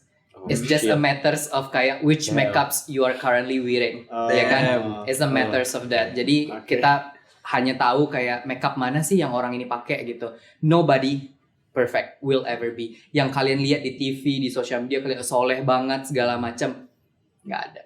Realitanya nggak ada. Aku udah berada di dunia itu, aku kerja sebagai profesional, ketemu orang dari berbagai macam background, di berbagai macam negara, kerja di berbagai macam korporasi, dari yang kecil banget sampai korporasi kelas dunia, ada dia wearing a makeups. Dan kita nggak tahu which makeups dan which kayak jerawat yang mereka sembunyikan dari makeups itu. Ya, mungkin kalau kita ngelihat di media sosial ya, ini nanti disensor ya, mungkin ada juga yang di depan di media kelihatannya wah soleha baik-baik, tapi di belakang di tongkrong juga masih itu juga tetap aja keluar gitu loh, kita nggak pernah tahu kan. Yap, itu benar-benar nggak ada sama sekali. Jadi jangan pernah merasa bahwa kita kurang. Kita ini sama, kita ini manusia, kita bernafas seperti itu gitu. Kecuali ya ada yang bernafas sama insang, ya kita harus ke dokter ya, kita bicarakan ini baik-baik ya. Ini emang ada masalah, betul. Beda cerita gitu ya. Tapi selama kalian masih bernafas layaknya manusia biasa, hidup kalian masih seperti ini, terlepas dari ekonomi, background, gender, apapun kalian, siapapun kalian, dimanapun kalian, kita tetap manusia, kita tetap sama. Tidak ada yang di atas kita. Nggak ada manusia yang di atas manusia lainnya. People wearing a lot of makeups. Be careful kalau kalian ketemu orang. Jadi jangan pernah kayak ngelihat, wah ini perfect nih orangnya, ini bagus. Pasti ada makeups yang diiring. Jadi itu satu takeaway-nya. Mudah-mudahan dengan dengerin cerita-cerita kita ini, teman-teman bisa lebih mampu ya untuk menavigasi kehidupan di dunia perkuliahan, terutama meregulasi diri dalam menggunakan sosial media. Okay, that's it. Semoga bermanfaat untuk teman-teman sekalian yang lagi nontonin podcast ini, dan we'll see you in the next episode. Bye. Bye. Thank you. Thank you. Thank you.